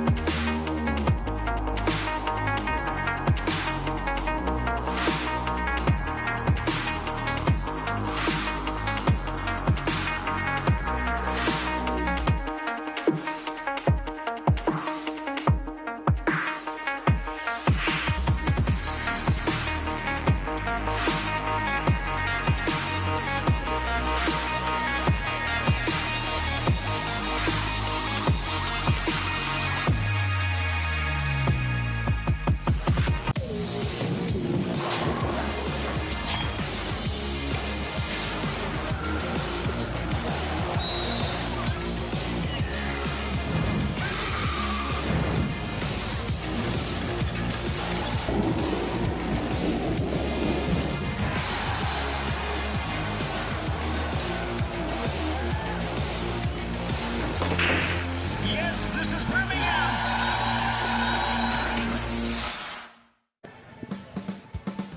We are back in Birmingham with one more pool play game to play, and it is the most intense, most significant one that you could have imagined. Canada and the United States here at the World Games. The winner faces Colombia in tomorrow's semifinal. With Daryl Stanley, Megan Tormey, I am Evan Lepler. 21 years ago, Canada defeated the United States in the World Games final, the first year that Ultimate was ever in the World Games back in 2001. No team has ever beaten the U.S. in a World Games final since then, but today, Canada has a chance to deny the Americans a medal for the first time in the history of Ultimate at the World Games. We've had a lot of time to process this. We've been thinking about it all day. Now that we're less than 15 minutes away, what's foremost on your mind? Oh, I think the inward searching for an identity from the Team USA players. I really hope that they can find and emulate some of the cohesion we've seen from some of the great teams of this tournament. You know, I'm thinking that USA is going to lean on some of the natural, energetic leaders on the team. People like Khalif El-Salam, Claire Chastain, Dylan Freechild. I'm thinking those individuals are going to step up and elevate the emotion of the team in a way that they have frequently done throughout their careers. And in some ways, it's hard to fathom this couple of days for Canada. They were destroyed by Germany 13-5. Did not look like a team that had practiced together before the tournament. Of course, deep down we know they beat USA at Poultry Days in a rain-shortened game. We're going to show you some of the footage from 21 years ago when Mike Grant and Team Canada prevailed 18-17 over USA. By the way, we'd love for games to be at least 15 again, because we got 14 players now. They only had 11 back then. So let's get games back to 15. But more to the point, the Canadian perspective, light years different from where it was a couple days ago. Oh, absolutely. They found an identity in Kimura and Britt dos Santos, figuring out that they can work it around and not focus so much. We heard Britt tell us, yeah, we're not trying to break the mark as much. We're not trying to go down that sideline that they're trying to take away from us. We just take what they're giving us and we're working it around, and it looked a heck of a lot better. Oh my gosh, it was night and day difference between their two performances. And of course, you have to acknowledge that the Germans have been defensively incredibly strong, making any team look weak. But yeah, once Canada started creating more options for themselves by not doing too much, paid out big for them in the end. Well, this is the bad game for Canada. They were down 4-0. They got back to within 3 at 8-5. You can already see some hints of the female-to-female throws there, right? Like there's, we just saw DeSantis before this tip, throwing to Kimura for a goal. They started to figure it out. Brittany DeSantos in that game, 4 out of the 5 goals for Canada, she either scored or assisted. That was in the bad game. And then in the good game, the Canadian women just absolutely seized control. And my question for you as we look at these highlights, do the Canadian women players have an advantage against the American female players? Well, I think I asked Megan that question when I asked her about the German women versus Team USA. I'm gonna ask you, because I have my thoughts, but I'm curious what you have to say. Okay, listen, I do think that the Canadian women have a distinct advantage over the United States women today because they have developed rapport and chemistry that we haven't seen on the USA squad. So there are reps in place at the World Games that USA did not manage to find. And I'm happy to challenge you, since I suggested that the German women might be stronger. I think today that the US women, I think, are going to be able to defend some of the things that we saw from Britt and Kimura. Well, it's been a restless 26 hours or so for the American coaching staff led by Maddie Sang. They were pushed to the brink 5 years ago and responded with a win over Canada that kept them in the tournament. They need to beat Canada again. You talked about the search for an identity. What do you think that identity should be for this team with such a little time to build that identity? Well, I know it can't be a bunch of deep throws. I mean, we saw the Team USA just not finding their mark on any of the deep shots. It seemed like they were asking a lot of their players to go and make the fastest run they've ever made, or like maybe throwing it before they were even really making the full cut here. That's Carolyn Normile over to Dylan Freechild on a pole play. That kind of missing is. Well, there have been a couple different kinds of turns. There have been the systematic turns where it just hasn't worked out, and then we've seen a bunch of execution errors, overthrowing players. Jack Williams on a centering pass, overthrowing Carolyn Finney. Errors that you don't expect these quote-unquote superstars to make. Rush throws on the sideline because I really want this throw. I want this break. I know that player is good, and everybody just trying to basically take maybe some of the roles that they have back on their club teams or their college teams and making throws that are okay there, but maybe for Team USA, that's not their role. And also making decisions that would be a little bit easier to battle back from against a lesser opponent. You definitely saw shots that were attempted, and frequently when those kinds of mistakes are made in the club scene for players like this, they can do something to get it back from their opponent, but Germany, so stingy with the turnovers, was not about to let that happen. Well, the right to play Colombia is at stake. Germany, Australia will be the second semifinal tomorrow. It'll be Colombia versus the winner of either USA or Canada. That's the first scheduled semifinal. I'm glad we flipped to Maddie saying he is such an overwhelmingly positive person and positive coach and brings that energy that's contagious. But when things aren't going well, and for teams that he's coached, it's been rare that things haven't gone well. But the USA needed to change the tone. Do you think he's capable of bringing a different tone? I think he's been a part of maybe the greatest comeback in Ultimate history. When Fury came back against Riot, if you haven't seen it and you're new to Ultimate Frisbee, you absolutely have to Google this. It's one of the greatest games of all time. My point being, he's absolutely capable of, I think, of building that self-efficacy, that belief, that camaraderie, and even the unity and selflessness to make a team change its gears and just play for something other than themselves. Well, Team Canada is eager to spoil the USA's party. How wild would it be if the Americans did not get out of pool play? It's potentially 13 points away because this Canadian team has not played its best game yet. And look, guys like Andrew Carroll and Kevin Underhill have been battling the Americans for a long time. They will not be intimidated. The case for Canada, Darryl, is what? Well, right now I see that Tim Sang was doing a really good job of getting resets. I think he could be, along with Brittany Dos Santos and Kimura, I think that could be a three-headed, possession machine in the front of the stack. That's probably their best case, in my opinion. Along with Andrew Carroll, he's been very safe with the disc. He's tried to take on some of that leadership role on that offense. I think those four are really the key. If they can get that going and capitalize on some of these cheaper USA turnovers, they'll be in good shape. Yeah, I agree. Andrew Carroll has been particularly clever downfield, making sure that he's able to get open through small windows. Been huge for offensive progression. Well, it's just about time for picks. It's one of those games where we know the winner will be absolutely thrilled beyond belief. The loser will be heartbroken beyond words can express. One of these teams advances to the semifinals to face the Colombians. The other relegated to the bottom four, fifth place bracket. Darryl, you have the honors. USA or Canada? The U.S., I believe, are going to take this out. I think their depth and athleticism and defense, regardless of how many times they throw it away, will shine through and maybe overrun the Canadian team. I also am picking the United States and am shocked at the level of apprehension I have internally, simply because they haven't yet shown us that they're able to come together as a team, but I believe in the potential of the individuals who are present today, as well the experiences a number of the previous World Games players have. I am going to slightly stray from Mauricio. He said that it was going to Universe and the team on defense was going to win. I think we're going Universe, and the team that starts on offense will win on Universe, and I think that's going to be the United States. It's going to be a great game. The winner to the semis, the loser to the fifth place bracket. This is everything you want in sports. Tom Stiles and Liam Grant are going to have the call for you momentarily. USA and Canada. Get your popcorn. Here we go.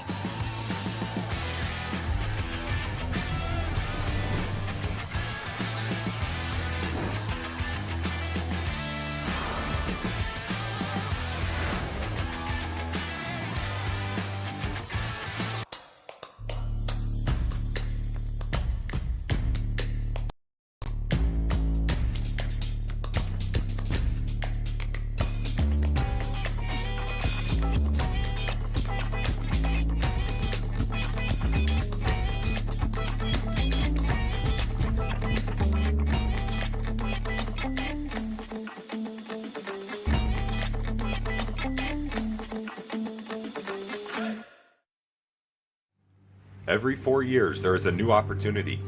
A chance for the world's best players to take center stage. A chance for glory, for teamwork, for upsets, for gold. 8 countries are sending their 14 finest to Birmingham, Alabama for the opportunity to reach the pinnacle of ultimate. The 2022 World Games start right now.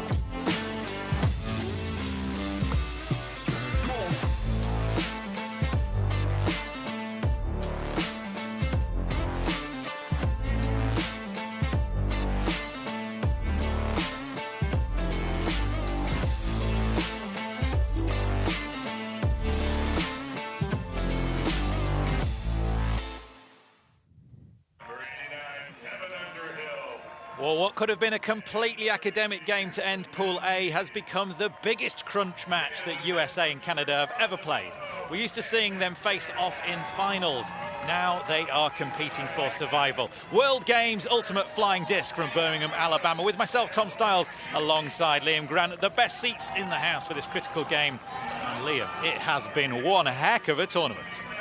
There was a script for this tournament, Tom, but Germany did not read the script. They took down Canada in the first game and then served up some humble pie for the Americans. This has become a de facto quarter-final. One team advancing to the semi-finals to face Colombia. One team going into the consolation bracket. And a big point of this game has been cohesion for these two teams. Either the Canada roster here definitely had a tough game against Germany, but they do have an identity. You know what they're going to do. They're looking for Brittany Dos Santos deep. You have the likes of Lauren Kimura anchoring the offense and Tim Sang looking for those hooks. They have an identity. Something we've seen from the US is they may have been lacking that identity, Tom. I'm not sure how the US offense is going to turn up today. Well, the Canadians really felt like they've built through the tournament, coming back from that crushing opening game against Germany where they went down 13-5, but they had a much better performance against Great Britain. Really determined, grinding it out, finding their flow, finding their strong positions. USA, let's have a look at their team now. USA got a kick in the teeth from Germany yesterday. I think that was the best thing that could have happened to them, really. We've seen it happen in multiple World Games. Get taken down, but backed into the corner, they come out fighting. And we look at this roster here. Anyone can take over this game. The problem is everyone's been trying to take over the game from USA, but need to find those roles. Who's going to run the offense? Who's going to control that deep space? And that's what this team needs. It needs cohesion and offense more than anything. Well, let's have a look at the keys for the game. We know that the USA have struggled at the start of both of their games. If they make that strong start, if the defensive line start getting one, they are in a good position. And those female matchups, if they can contain the likes of Laura Kimura, Brittany Dos Santos, USA in a good position. Can Canada take the belief into this game, and will they be able to rely on the cohesion that they showed in their previous matchups? We see on screen Mike McKenzie, who had a brilliant game against Great Britain. Strong performance. He'll be wanting to continue that. Nate Goff, Grant Lindsley, Dylan Freechild, the 9, 10, 11, and Opie Payne standing by. We're underway here in one of the most tense and important games, the final match from pool play. It's Freechild deep in the end zone.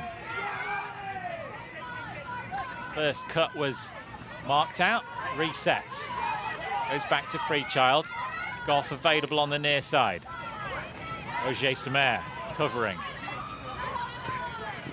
USA in white, Canada in black. Freechild dances up the line, sends up a big disc. Throat runs in, grabs it for USA, a clean hold. A fantastic start for the USA. That's probably the best offensive point I've seen them play all tournament.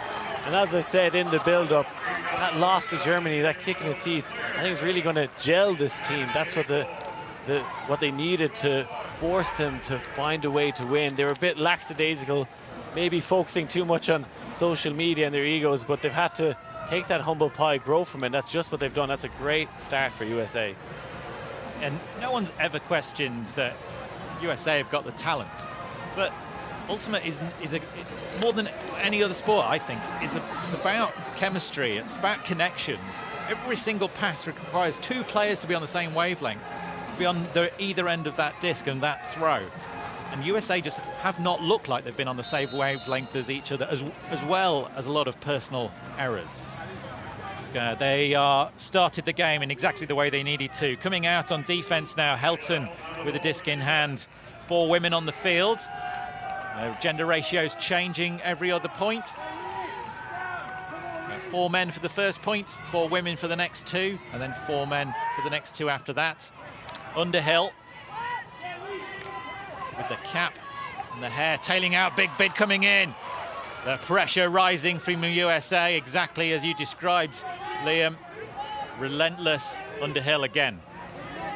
Flicks up the line, Dos Santos. Brittany Dos Santos, an outstanding performance from her in the tournament so far. Both the first 2 games have featured her heavily on the stat sheet. Will she be able to do the same again here? She's got Helton for company. Underhill to Sang. Just glanced across to that far corner for a moment and then thought wise of it. It's down the line from Underhill. Sang cuts, connections made, but it's going to go back to the call. Yeah, that roll and turn from Sang, possibly getting blocked off there by his own player. Salam calling the pick. Jimmy Mickle, 23 shirt, taps back in. Underhill. No reset, gets it back to Kimura. Underhill cutting across, nice floaty passes, he's going to be able to milk it in, he is. The touch from Laura Kimura, the perfect pass, nobody on that far side of the field, and a great offensive hold for Canada to match.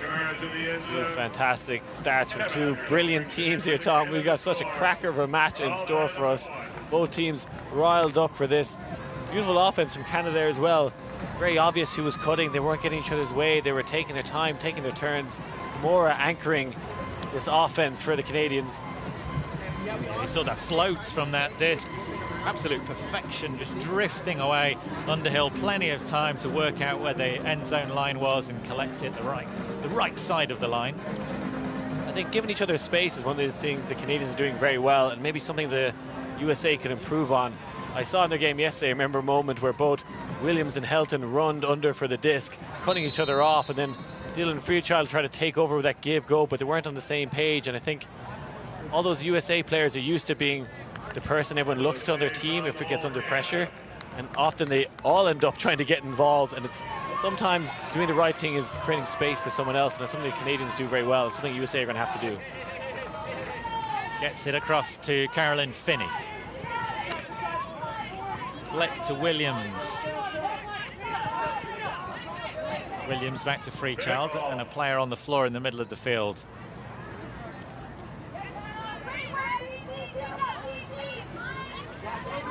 Robbie Brennan, the 0 shirt.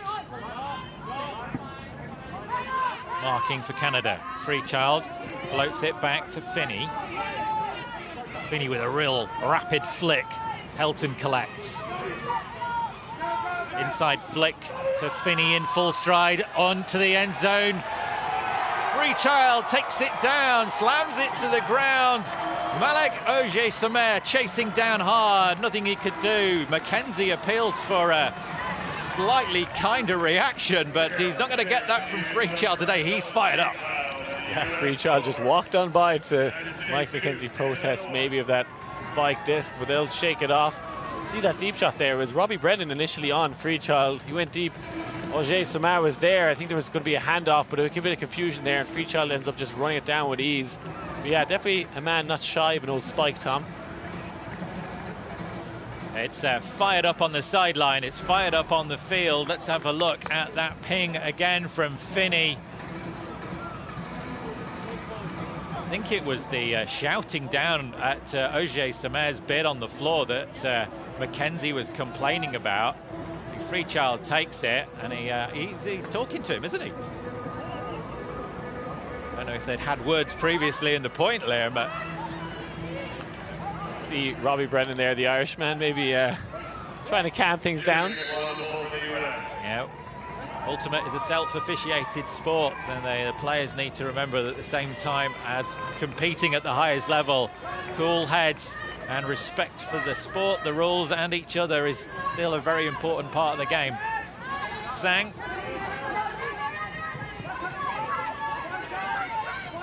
It's off Underhill's cut and goes to the far side. Sang has it back again now.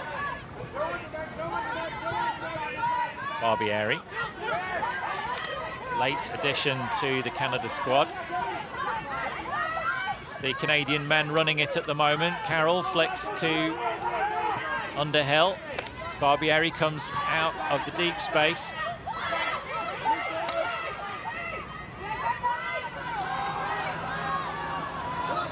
Into the end zone, Sang rises and playing some all-male ultimate there. It was effective. I think what happened there was actually the USA men were trying to help out the women downfield and left the Canadian men unguarded. They're happy to oblige and take those easy passes. You can see what they're trying to do. They're trying to adjust to the Canadian offense they've faced against earlier on this year, looking for the women deep, but Canada doing the right thing, taking the easy options. That was one of the bits of feedback they gave earlier in the tournament, wasn't it? We're going to take what we're given. We're not going to try and force things to happen. And the Canadians very effective. We're 4 points in, not a single turnover so far. The highest quality game from both of these teams. And my goodness, they need it. There's a chance to play Colombia on the line. And if you don't win this game, there's no medal for you. That's what both teams are up against. And I'm not sure either of these sides are used to that feeling, you know. Quarter-final knockout, which is essentially what this game is. Yeah, great for the pundit, though, Tom, to see Mike McKenzie going to pull here. He's going to be key for this Canadian team. He's one of those D-line players that plays with his heart, puts everything on the line, and can really elevate a team to step up. And he's the kind of spiritual leader, I feel, of this Canadian team. Fantastic game marking out Justin Ford. That disc from McKenzie, though, is landed on the running track. Give us the full range of your emotions at seeing the disc fly out of bounds from the pull there, Lim. It almost seemed like a tactical break there. It was so far out of bounds. Don't see it too often, but not sure what he was trying to do there. And the pull is such a crucial part of the game. You're handing 18, 20 yards to a team. And then sagging Canadian defense makes a lot of quick yards for the USA. Popped it in the front court. That is way too easy. If the Canadians want to have a chance in this game, they need to tighten up the pulls. They need to tighten up the defense. Americans can't believe how straightforward that was. Seen less holes in Swiss cheese, Tom. That was a terrible defense, really. Not much else can be said for Canadians. They walked it down the field. Not sure if they're on the same page there at all. Started off with a not great pull and even worse defense, really, from the Canadians. Not how they want to play defense in this game. The coaches will have a word. The players will be more aware of that, but every single point will count in this game. We are on serve. No turns for either side. USA gifted a point, really. Claire Trope with her second of the game. Claire Trope, by far the youngest player in this USA roster, and notably the oldest roster at the tournament USA. They have that experience, but perhaps playing a more traditional style of ultimate and being tested here with more modern defenses throughout the tournament, particularly from the likes of Germany, but they're having to adjust, and that's something they can do. Yeah, the 23-year-old physicist from Dartmouth College. Played with Riot, Brute Squad and Scandal, which are kind of A to Z of the top American women's teams. Brilliant experience for such a young player. Underhill. Quick forward pass. Nice gain of yards to Carroll. Floats it around. Lots of airtime underneath that, and it needed it. Sang chasing down across the turf.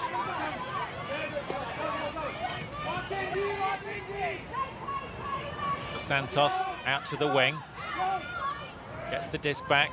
Snags with one hand. Quickly tries to find Menzies. Menzies then cuts away, clearing out the space. Floating forward again, Underhill.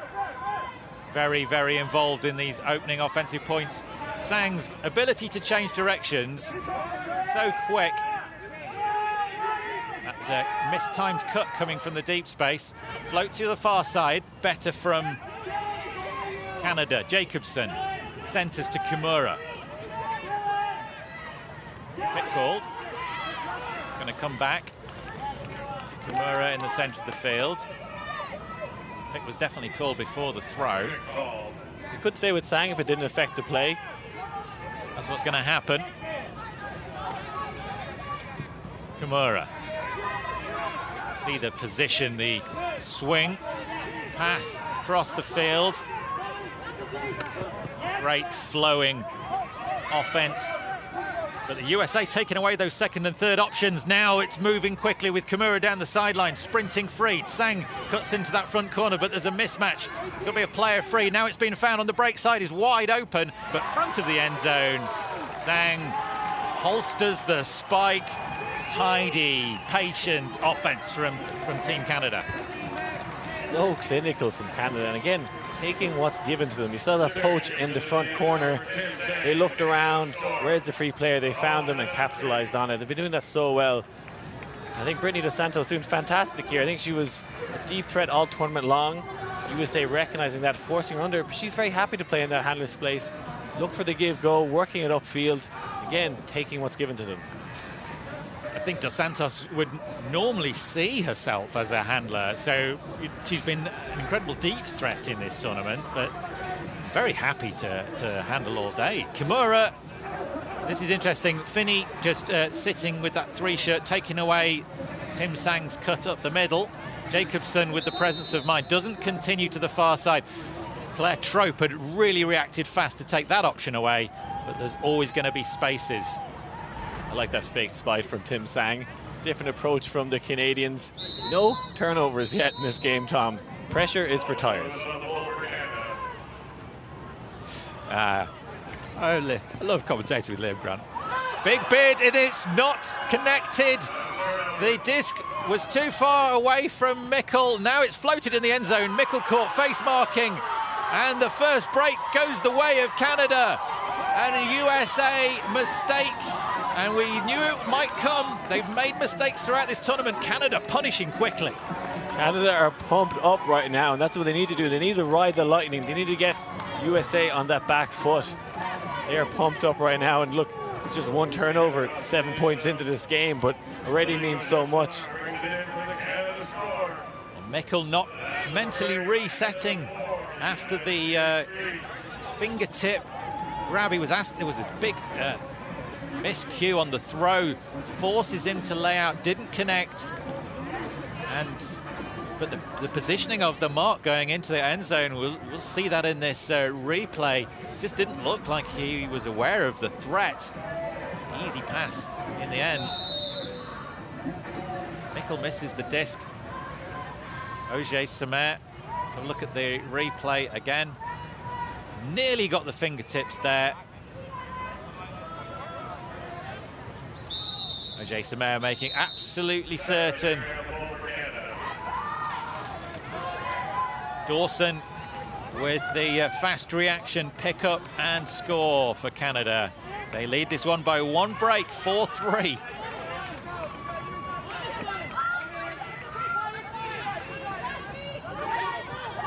Change of defense from Canada. Yeah, coming out with a side stack there to USA, but a good time to play a bit of zone to stop that initiation pass from the Canadians.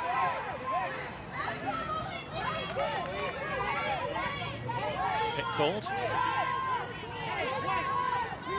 Jimmy Mickle conducting traffic.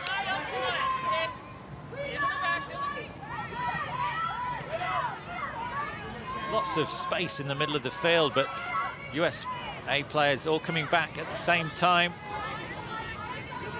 Two-handed grab going forward.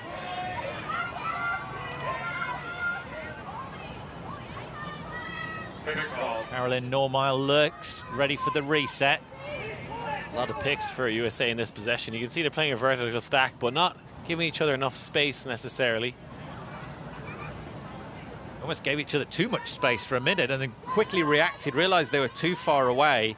And now they're clustering around almost like the whole team conducted themselves closer to the disc.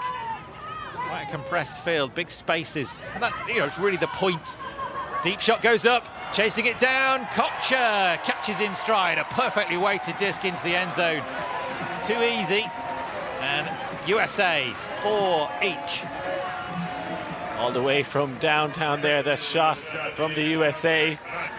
A bit more of a spirited celebration there from Dylan Freechild. I'm enjoying these unique handshakes. Seems like he has quite a few with the USA team. Does he have a different handshake for each different member of the team? We saw the handshake he did with Trope at the start of the game. Completely different connection with Kocher. Lindsley finding his range here. Definitely didn't have his best opening 2 games, particularly with those downfield hooks. But they're finding the range now in the deep shots for the USA, which is critical for them. Lindsley, one of the most experienced players, featured as part of the 2017 team in Wrocław. And using the experience with perfectly weighted disc downfield for Kocher to chase. Just the one turnover, just the one break is the difference between these two teams. But USA have got a chance to correct that right now, coming down the field on defense. The Canadians clustered in the center of the field as Underhill collects. Sang initiates that cut.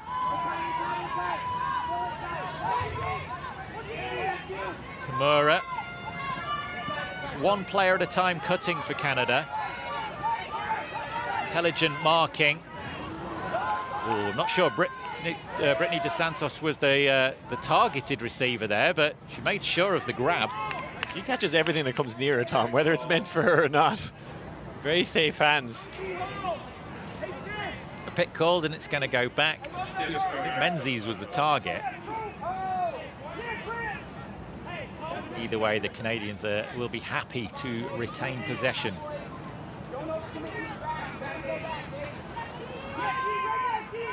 Santos surveys the options downfield. Sang available for the reset, trying to get it onto this other side of the field. That time to Santos. Commentators curse Liam. Tickled off the thumb, and USA getting the turnover back. Can they punch it in now to get themselves back on serve? Freechild, Lindsley looks at the downfield options. A stumble from Carroll. Williams now. Sends it deep quickly, straight into the chest of Freechild. Barbieri reacts, gets it to the ground, quickly picks up to Sang, to DeSantos. Canada reacting quickly to Carroll now. They've got more space than they had before, and they're going to exploit it. Into the end zone, it's Laura Kimura strolling forward, acres of space. And they stay with a hold, but they looked a little more shaky than they had done previously. Yeah, an uncharacteristic drop there for the Canadians. I know that line is used quite a lot in commentary, but that was the first turnover of the game.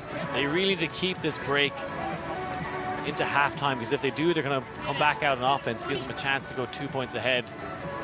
Coughed up a chance there, the USA. Not sure what happened there on the turnover. Looked like he was trying to cut Dylan Freechild in 2. He needed oven mitts to catch that one. It was coming at him hot.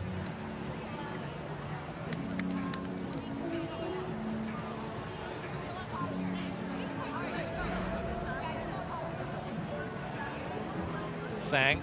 Let's have a look at, yeah, just mispositioned the hand. Santos was running. That was coming at Freechild hard, wasn't it? Nice big buttery biscuit to Kimura. Not usually going into deep space, but when she does, you're going to throw it to her. And again, taking what they're giving. You can see USA are trying to take away what the Canadians want, but they're very happy. DeSantos coming back into the handler spot. Kimura going deep. Kimura going deep and beating Finney. Second point, she's been beaten deep now. Arm stretched. Big shot going downfield. Big bid coming up. And the Canadians have got the disc on the ground again. Was Mickle the target? Who knows? There was a crowd of players underneath it. There was a small Irishman as well. Robbie Brennan gets big.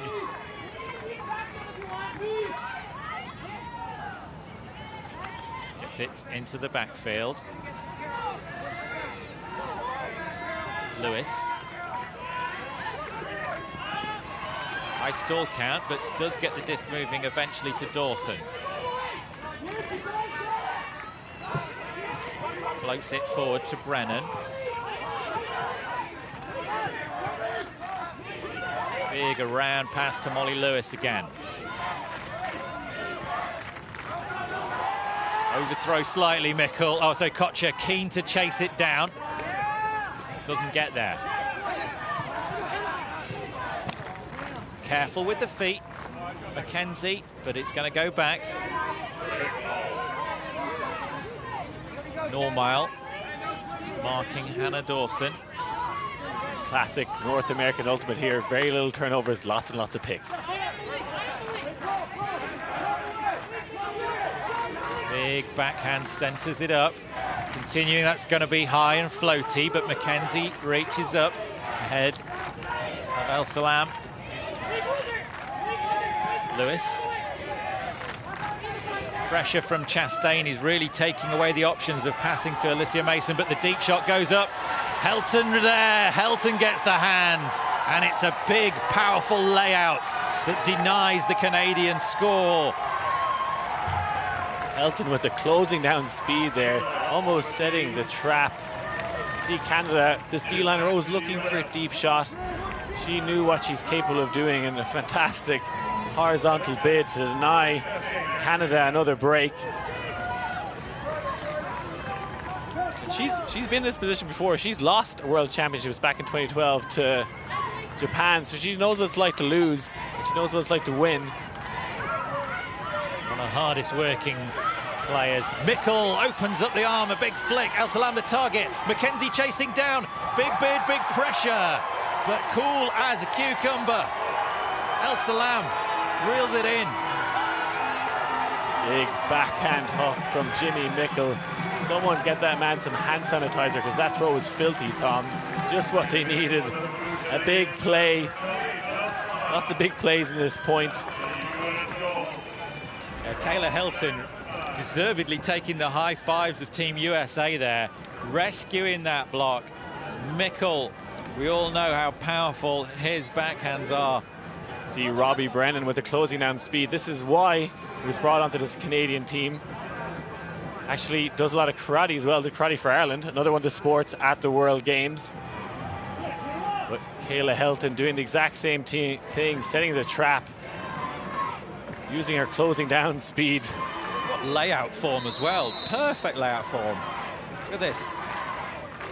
Make sure landing as much, knees hitting the ground first, but look at the presence here. Mackenzie does everything he possibly could to get in the eye line, but Khalif Al Salam not faced by that at all. And another pull landing out of bounds. USA's pulling game might need a little bit of polish in the workshop.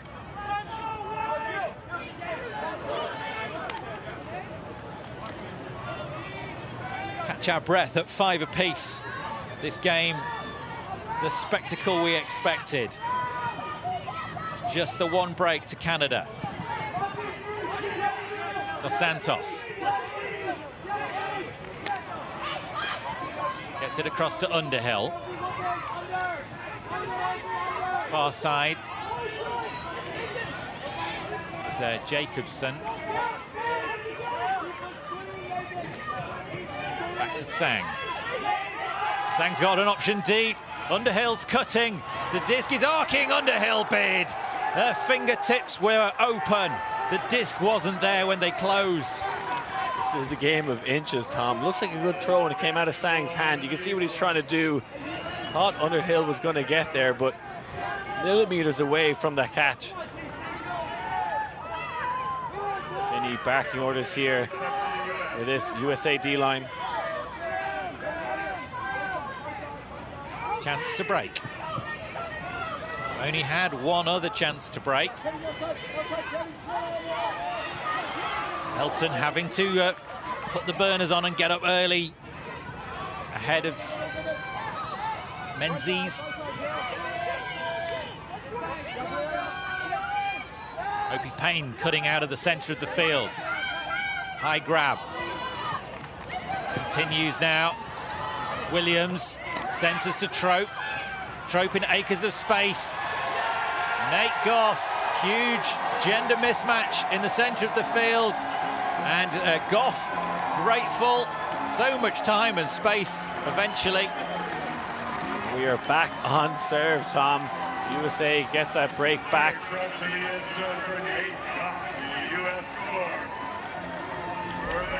Well, they didn't manage to convert the first break chance, but there was no mistake the second time round. Underhill apologising, but he really put everything out there. Menzies was inches away from getting the disc back there.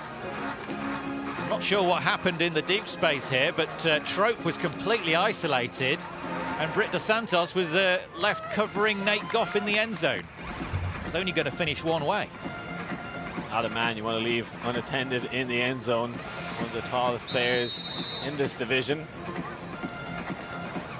This is a great game, Tom. We're very lucky to have this early on in the tournament. Probably many people expecting it to be the who's going to finish where and which semi-final they're going to get, but this is straight knockout for these two teams. USA will have breathed something of a sigh of relief as Mickle opens the arm again. That's powerful and floating high, but it's perfectly weighted. Kimura collects and passes to Underhill. Menzie cuts out and leaves space for Carroll. Centering again to Underhill. Break side to Dos Santos. Up the line to Sang, is going to have to grab that quickly. Very small window. It's a bit of a nudge. The grab is there from Barbieri to keep it alive. Takes away the hat. Clearer vision of the field. Sang trying to cut free. Freechild for attention. It's never an easy job getting free of Freechild. So it's not Freechild, it was Lindsley. Kimura. Canada still with it. Dos Santos. Across to Carroll. Mickle comes to cover, takes away the line pass. El Salam bids hard. Underhill skips over. Dos Santos comes again. Floats to the back of the end zone, and Ty Barbieri collects for a hold for Canada, but USA horizontal and near every single disc. Liam, they are fighting hard. They're putting the pressure on, and the Canadians just holding it there. They are 6 each. What a game. What a game. Next point will take half. The stands are filled, probably the first time in this tournament, with flags. People are getting excited, and they should be. This is a monumental game. Ty Barbieri, a moment of pure magic in that point. Had a big rescue catch from this inside throw from Sang. That is a very difficult catch to make. Hats off to him. He's gone with the lefty hand because it was the only hand that was going to be in range. If he'd waited for it to get to his right hand, it would have been beyond him.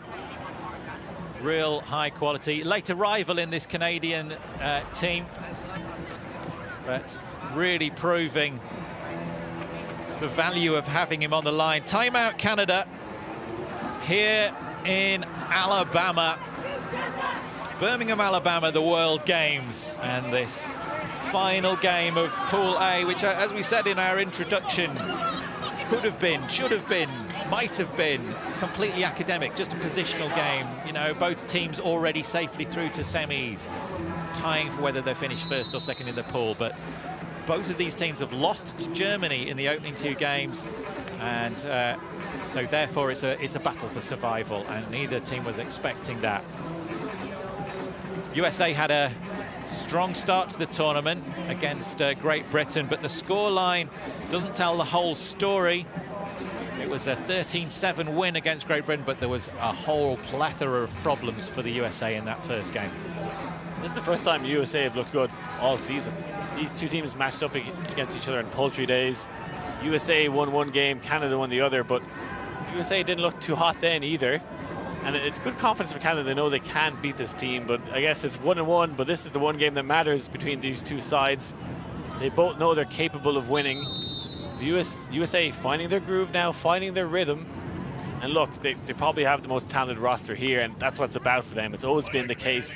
Coming to World Games is, can they gel? The talent's there. Nobody's questioning that, but probably more difficult for them than any other side finding that rhythm. Big disc coming down. Plenty of time for the Canadians to get down there. High floaty disc to Trope. Trope with no guard anywhere near. Pokes the disc through the finest of margins. Freechild off to the races, goes deep. Brennan comes back and takes the duties of marking Jack Williams. Williams forward now to Goff.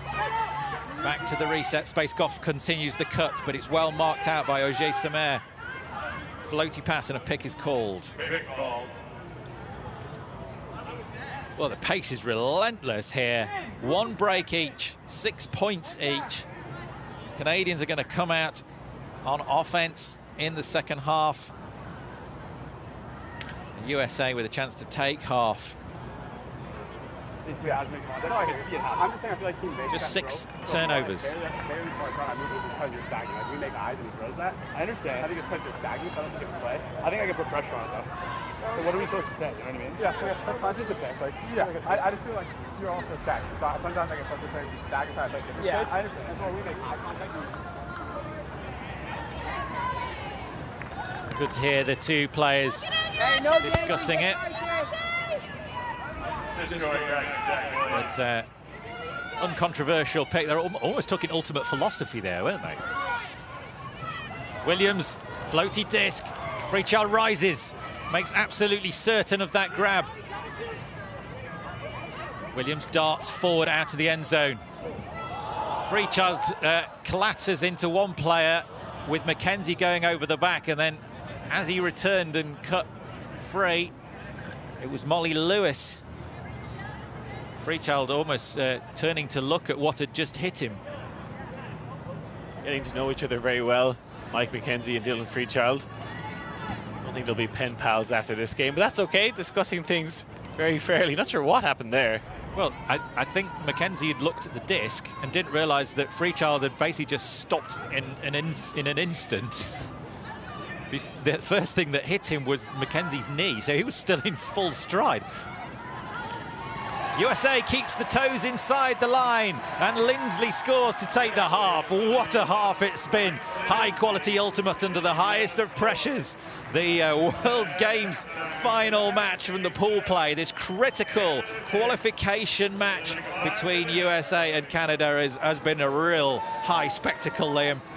As good as it gets, the highest level ultimate you could ask for. Just 3 turnovers apiece in this first half. Both teams playing like winners right now, but only one team can advance to the semi-finals. Might be a case of getting on a roll, getting some momentum. Neither team has had any momentum here so far. Maddie Sang, the coach, on the left of your shot. They've been in this position before, you know. They've had their backs against the wall at multiple tournaments and World Games. And it's all about staying positive. Great to see the crowd pumped here in Alabama. We're back after the half. It's World Games final pool play. USA 7, Canada 6.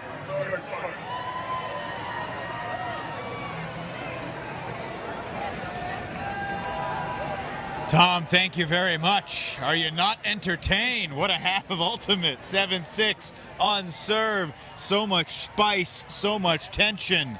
Daryl, what did USA do differently today than what we saw yesterday? These matchups were well engineered. They clearly had a plan and put Claire Trope in a good position to guard Britt Dos Santos, and Claire has understood her position as a deep receiver, yardage gainer, and she's making really great throws. The second thing I'm seeing are good checkdowns from USA throwers. Jack Williams had an opportunity on one point to try to throw a huck to a contested male cutter.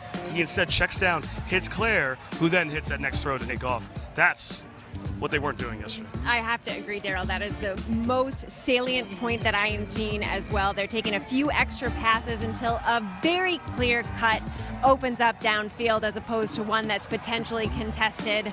They look so much more cohesive and clean today as a result of just a few extra passes till someone's open downfield. We also need to pay tribute to this Canada team, which may have made even more massive strides than the Americans from where they were when the tournament started to where they were now. Only 3 turns for Canada. Tim Sang, Andrew Carroll, Britt DeSantos, Lauren Kimura, all of them playing great ultimate right now. And you can add Ty Barbieri to the mix. I mean, he is... that was an insane catch that he made. Absolutely. He's been a great receiver for U24, for Canada, and moving forward. I love that they're getting him on the mix, along with Kevin Underhill. It just seems like they found a starting 7 that can really hold against any pressure. Yeah, and you notice that the United States has been putting on force middle, and that's one of those great looks that can take away pull plays. Oh, and that throw just a bit out of reach for Underhill. That force middle is making Canada, Team Canada, look twice, and they're happy to take those extra looks. The chemistry they have built in this tournament so far paying off in dividends. It was interesting to me that Nate Goff started the game on offense, a guy that we typically think of as a defensive player or a big man, but I think it was a 3-male matching set, and Goff was one of the 3 males out there for the U.S. on O. Absolutely, and they also found a way to, you saw Jimmy actually probably take the sacrifice from the U.S. O-line over to the D-line for that next point. These are the spirit captains right here. Robbie Brennan for Canada, Chris Kocher and Kayla Helton. A bunch of fun, bubbly personalities in that group. The tensions are rising here, certainly with Michael McKenzie and Dylan Freechild, arguably the 2 most fiery guys on their respective teams. Yeah, and that probably stemmed from an earlier moment where Dylan and Malik Ojesima were having a little tussle in the end zone, we should say. One way to put it. Well, Dylan decided to stare down Malik, and, well, that wasn't taken very kindly, so I'm sure things like that. I agree. That was not very spirited. U.S. is dead last currently in the spirit rankings, and, I mean, moments like that, it was for attitude and self-control. I believe that's exactly the moments that people are talking about. But speaking of self-control, I was really... This is the stare down right here, actually. Look at that stare down in Spike. And words were exchanged. I was very, not more than 10 yards away from the situation. It was pretty heated right here. All righty, 7-6. USA leads Canada. We are on serve. There's an unbelievable atmosphere. And for the second half call, Tom Stiles and Liam Grant. Enjoy the rest of the game, everybody.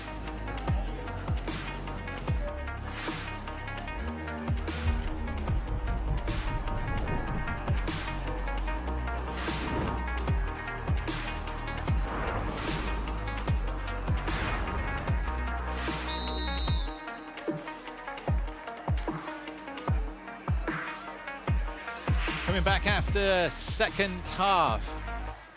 the second half, Canada and USA, with the USA leading by 1 and Canada starting with the disc in the second half. It's as close as it comes as these 2 teams fight for a place in the semi-final to play against Colombia. So they'll be finishing 2nd in the pool. If they win, they'll be finishing 3rd in the pool, and they will be advancing to the 5-8 bracket, which means absolutely no medal. So this is a quarter-final, basically. Tom Stiles alongside Liam Grant for the second half. Big advancing play from Canada. Sang trying to get free. Not available. And Mickle comes through with a block. Chastain to Mickle. USA with the perfect start to this second half. Chastain cuts down the line. Dos Santos stays with her. Kocher cutting up the line. Floaty disc. Sang looks at the end zone, takes away the option to Mextroth. Now strolls back up towards the disc. It goes across to Mickle. Really intelligent defence by Sang. Stays in that lane to block the pass to Helton as well. El Salam dishes it back to Mickle and continues the cut to the wing. Mickle on the disc now, into the end zone. Claire Chastain spikes on the head. USA with the perfect start to the second half. A break. Jimmy Mickle with the big defensive play. Not exactly known for that style of play, but a good read on that one. Interesting to see Tim Sang there sagging in the lane. That classic defense where you're doing lots but not really moving much. But they eventually work it around. Surprised she didn't take that reset to Sang. Jimmy comes charging through the lane there. Who would Jimmy poached off there, because that was the intended target. There was Brittany DeSantos. Alyssa Mason, the handler, in trouble. Let's have a look at this replay. So easy in the end. The throwers bookends there for Mikkel. That's the Colorado connection. Both players played a lot of their ultimate in Colorado. Claire Chastain. I believe she's wearing a Rafi Hayes jersey. I'm pretty sure Rafi Hayes wears Claire Chastain pajamas as well. All the fashion. USA, the perfect start to the second half. The Spirit timeout at half-time. Just trying to keep a lid on the tempers. Trying to keep a lid on the slight over-enthusiasm of the first half. Make sure that doesn't boil over. The game stays tight and close and competitive. Menzies now for Canada. And the disc back is picked off by Trope. Quickly into the hands of Helton. Helton sends it to Trope, and Trope survives the big bid of Underhill and brings it down. And they have broken Canada twice in the opening points of the second half. This is what we said. The USA have the momentum now, Liam. And the crowd goes wild for the home team. It's not often everyone's cheering for the USA, but on this occasion they are. And that was fantastic play for them. The wheels starting to come off this Canadian offense. They've been so good in the first half. Haven't found their gears in the second. Let's have a look at the impact that Trope has been making in this game.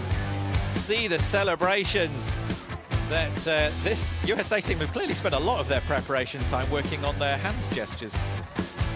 Trope scores. 3 goals, 1 block and 1 assist for Claire Trope. She showed up for this de facto quarterfinal.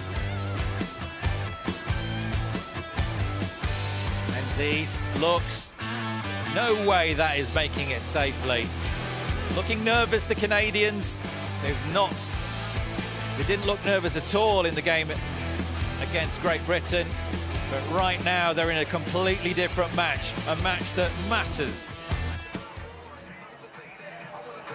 It's a medal on the line, Liam. It's a medal on the line. Or even, no, it's not even a medal on the line. It's a chance at a medal. If you lose this game, you're going into the 5-8 bracket, and the USA dominant start to the second half. They lead this one 9-6.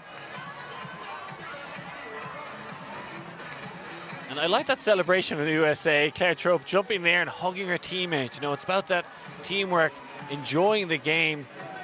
I don't think they particularly enjoyed the first 2 games, and then allowing everyone to step up and have their moment. It was Mikkel 2 points ago, then it was Claire Trope.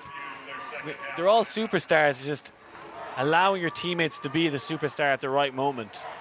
And the Olympic Channel will be the exclusive home of the semis and finals, both tomorrow and Saturday, beginning 4 p.m. US Central Time on both days.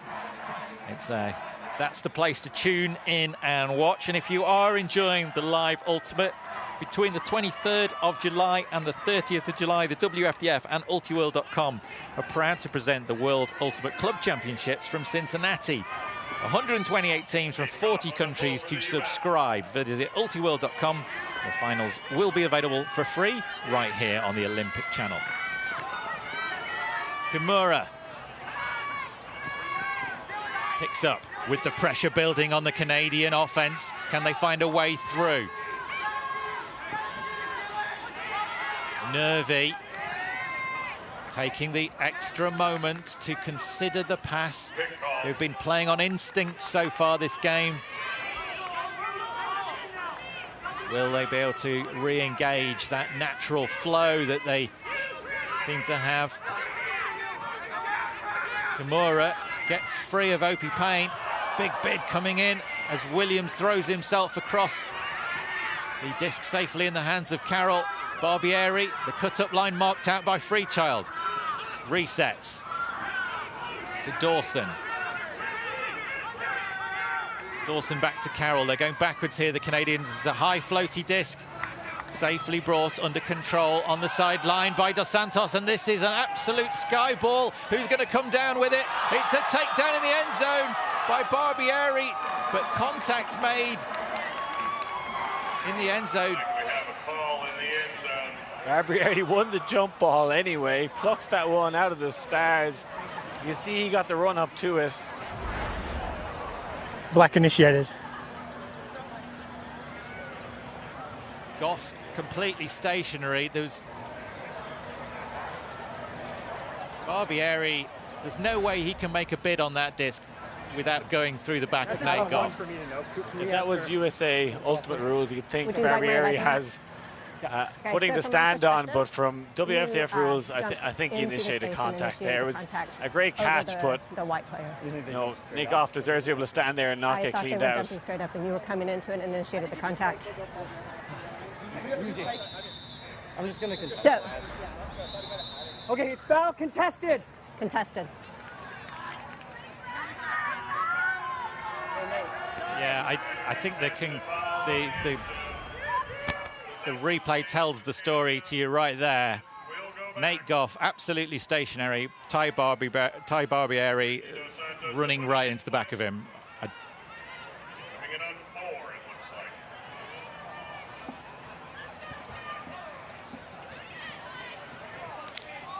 Sang stationary as he collected that one. The USA going to be absolutely fired up now.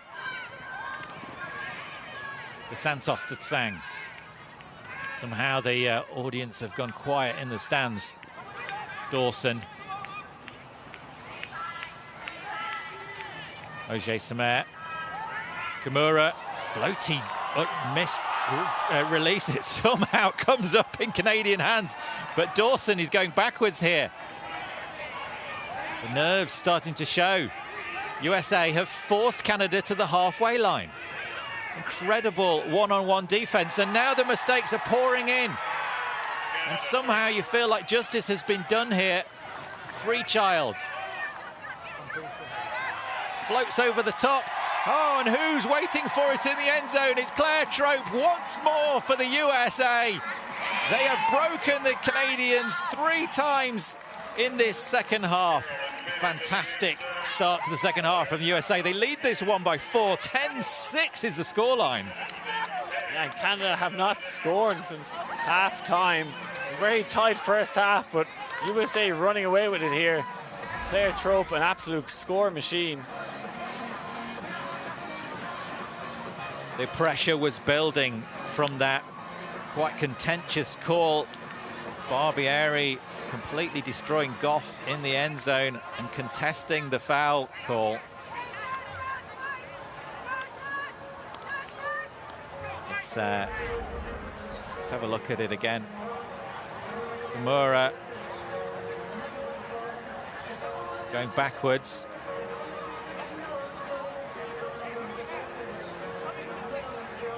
Goes backwards, and Carroll, the Canadians just really looking nervous. Free Child quick to start it. Gets it quickly to Finney. Finney, no hesitation. Dawson nowhere near Trope. Trope scores another 4 goals. I feel like no one should be allowed to beat USA until the final, because this is what happens. If you beat them early on in the tournament, it gets them all riled up and become too dangerous. You get one pop of them, but they are a hard team to beat twice or to lose 2 games in a tournament. They've been playing so much better than they have all tournament. They look like a completely different side, and they look like they're having fun with each other. There was some dissatisfied looks between the team in the early points, some confused looks. Like the USA shouldn't be in these sorts of positions, but here they're having fun. They're smiling, they're high-fiving, they got all the celebrations worked out, and they're in a dominant position now. Canadians with some serious questions to answer as Brennan collects for Canada. Finding a way through, big bids coming in on the back of every disc. Not sure if there's an in and out call there. I think if she even straight out, she could maybe call a force out there. I had it, and your contact. That's exactly what Menzies calling. Oh, she didn't have complete control of the disc on that replay. It looked like she had a grab, didn't collect it, and then trapped it on her leg when she... And I guess she's saying, okay, we'll listen. Yep. Accepted? Yep. Foul, it's a force-out foul. It's been accepted.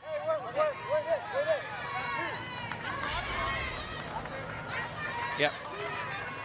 I think Menzies could debate she had possession of it before contact was made, and it was maybe Mextroth pushing it out of her hands and out of bounds.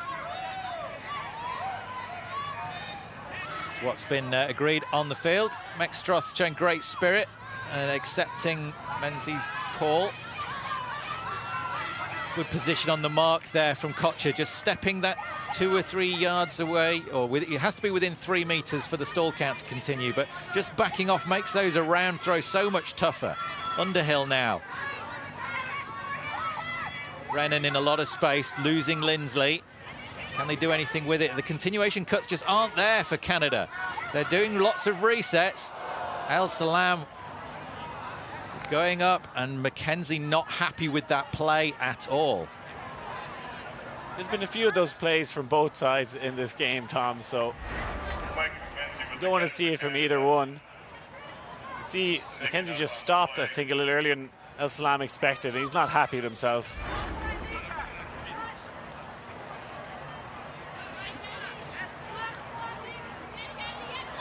Apologies made. Disc stays with Canada. Finding a way through, down the line, milking it forward. Free of Mickle is Tim Sang. Low release, oh, what a disc from Tim Sang. Down the line to Mike Mackenzie. That is quality. A gorgeous throw for Tim Sang. Goes for that low release, arcing towards the receiver. Not many people could execute that throw. This is why. The big reach of Mickle.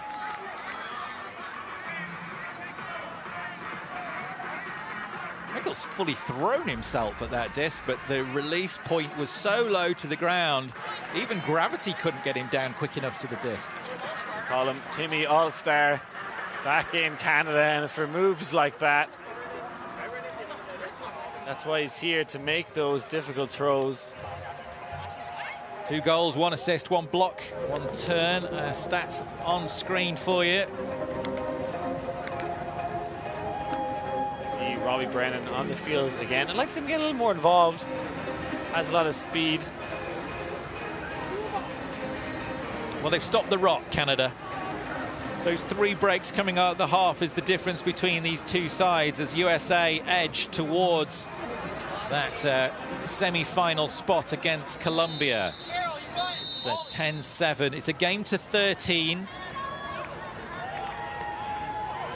Mason with the big pull. 25 minutes left on the clock. I don't think we're going to need all of those minutes.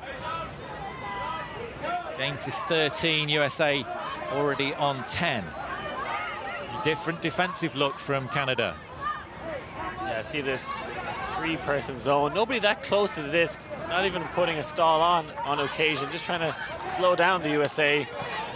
Not doing that at the moment, though, as Williams just dances through, going every other. Gets it back to Finney. Down the line goes Finney.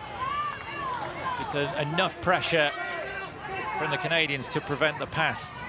Barbieri chasing back away from the disc to catch up with the mark.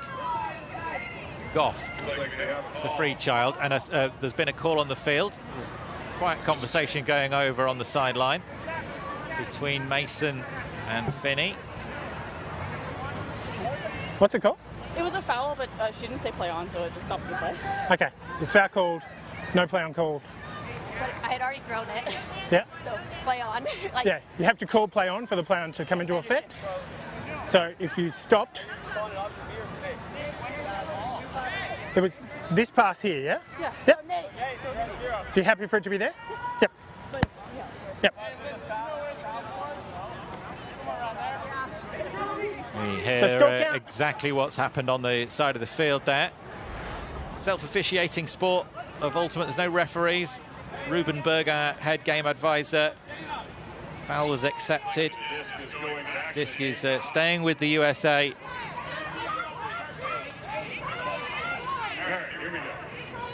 All the foul calls seem to be resolved very quickly, which is great to see at this level. Goff. Quick return pass from Freechild. Finney jams it into the end zone, but that's the first connection that hasn't really worked out. Again, Trout to the target. Finney a little hasty with that one.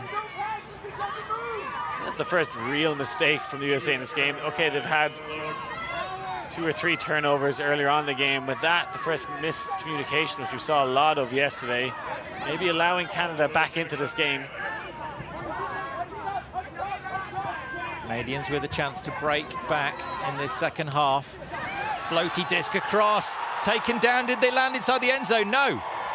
Lefty break, and the USA dominant again. The pressure from the defense forcing the big floaty around shot, and a takedown on the edge of the end zone is quickly converted.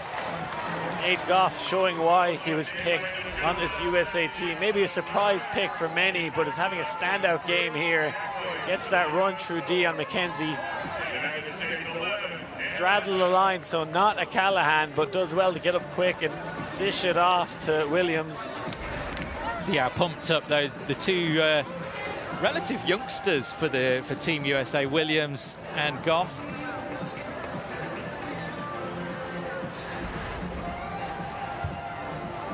Canadians with some serious questions. McKenzie did go up, but Goff went up harder, faster, higher. See how pumped the USA are. Completely different atmosphere. Said before the game they needed to find their groove, they need to find their identity, and my goodness, they've found it. And it's a dangerous look for any other team in this tournament. The scruffy Canadian there, Brian Gissel, watching this game.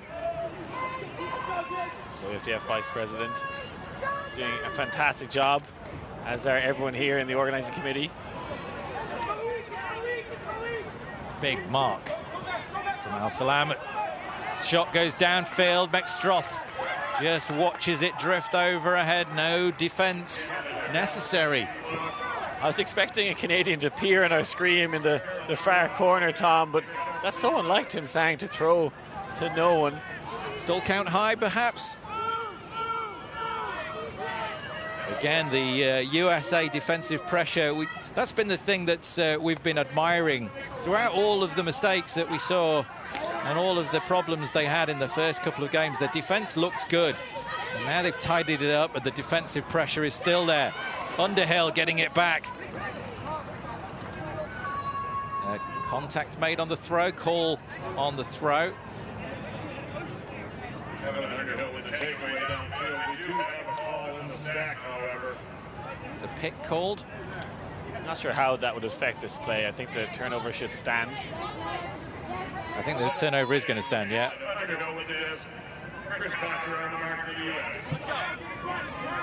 Throw had already gone.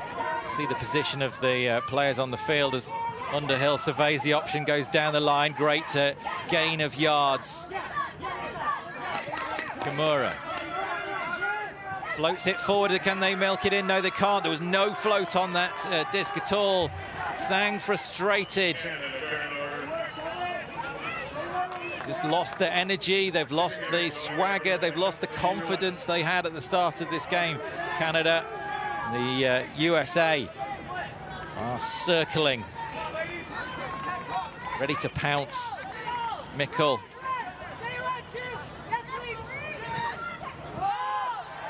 Strikes up the flick. Meckstroth the target.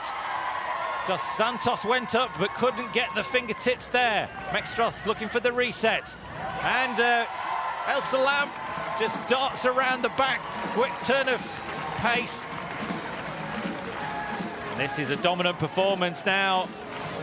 Their fourth break of the second half. There's no way back from Canada from here. Jimmy Mickle unleashing a monster flick. Plenty of turns in this point from Canada. That throwaway to absolutely no one. Not sure what was going on there for the Canadian offense. And Kimura just not connecting right with. We see Jimmy Mickle there stretching the Canadians like a slinky. An easy pop into the end zone for a Salam. Just a smile, just a smile. A smile. He's usually got a celebration for us. It's one of the brightest characters in the game, Khalifa El Salam. Always an entertainment, a highlight when he's on the field. And the Mickle throw, the Mickle flick is something we've admired in the game for many years. He's had miscues and out of bounds pulls in this tournament so far, but right when it matters in this critical match, chance to get through to that semi-final, it's right on form. Barbieri now, can they get at least a couple more holds? I need one more hold, and then the defense needs to be unstoppable to stay in this game. USA 1 away from the semi-final. Canada 1 away from being relegated to the 5-8 bracket. Dawson. The disc is too high. McKenzie out of bounds. Lindsley makes sure. Calm is the call from Finney in the middle of the field. Goes around the back. USA played one heck of a game here in the second half. Two teams completely even in the first, but a chance to get a break and win the game. Barbieri and Freechild clashing as Freechild collects that disc. He was running to the showers already, Tom. This game not over just yet, but this possession could win the game for USA and book them a place in the semi-finals. Canadians have only scored 1 point in the second half. That's how dominant the USA have been. Opie Payne, relatively quiet game for her, but oh, just as I say that, throw across field. Not collected by Nate Goff. Any call? Playing a game of twister there with Ojay Samara on the ground. But picks him up. It looks like no call. That was what I'd call a hospital pass. A cross-field throw hanging up there. Nate Goff shaking up on the play. Nate will step off the field. Chris Notcher coming on for the U.S. He's had a few bumps and bruises in this game so far. Some from his own layouts. Some from clashes with opponents.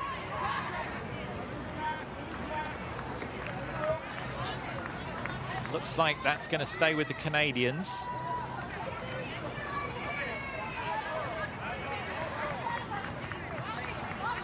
Lindsley is passing on the instructions as called. We don't know what was called, but whatever it was, it's the same as that. It's definitely injury anyway, initially. Throat taps in. Canadians working it round the back. Ojay Samar flicks forward.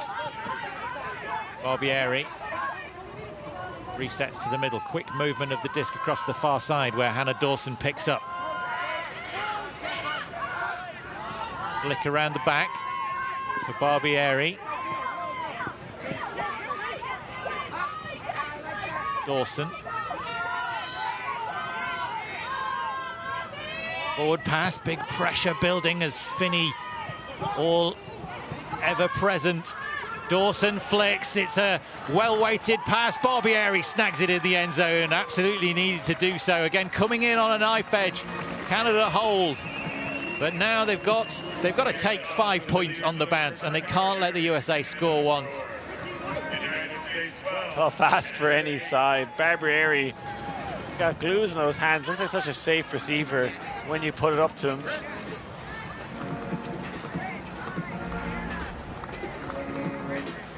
Had a chance to win the USA with this Stray pass. There's a turnover each in that one. Roger Samar doing the defensive work. The strong left hand of Barbieri controlling that disc from Dawson.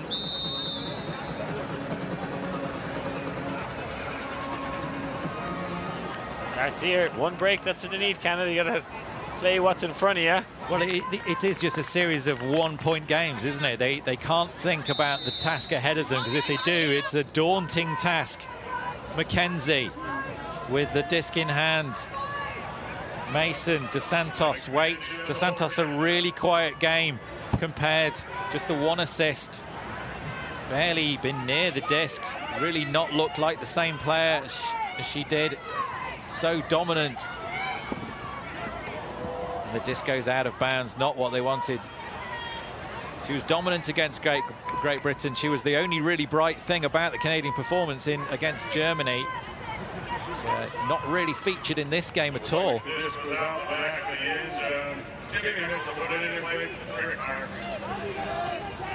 Mickle just strolling it up. Opens up the backhand, sends it into the end zone. Is this it? It is! Mextroth collects. The mixed specialist wins for the USA. They move into the semi-finals against Colombia tomorrow. They've done the work all in the second half. The two teams inseparable in that first half, but it's been a completely different story in the second, Liam.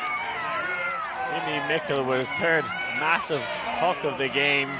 Just grabs the bull by the horns, like, yeah, I'm going to win this now. First pass. Disappointment for the Canadians. They fought so hard in that first half. They looked like the better team for a few points. And that's why Mickle is on this team, to make those big shots. He's been pretty much the only one to make those field end hooks all day, and it's been incredibly precise. We actually saw the Colombian team in the stand there while the USA crowd were going wild. The Colombians just sitting there. Wasn't too much claps out of them. It's going to be a fun semi-final, isn't it? Oh, absolutely. Absolutely, it's going to be a fun semi-final. Don't forget the other semi-final is going to be Germany-Australia. You can watch them both here tomorrow. The Olympic Channel is the place to tune in and watch. This is quite a game we've seen here. The World Games Ultimate Flying Disc Tournament has been a real highlight fest. Amazing results, amazing plays from all the teams. Eventually we made it through with a fairly well-spirited second half. There's a couple of moments, but most of the calls were sorted out nicely. Incredible start to the game with nobody turning over for the first 6 points. Looked like it was going to be a really close game. Turned into a bit of a dogfight. And the USA came out stronger. But brilliant from the Canadians. They put on a real show for us. Mickle's big throws, part of the story. Mextroth, twice the target. And it's USA into the semi-finals. Tom Stiles alongside Liam Grant. It's been an absolute pleasure to call this one for you. 13-8, they win it. USA into the semis here at the World Games.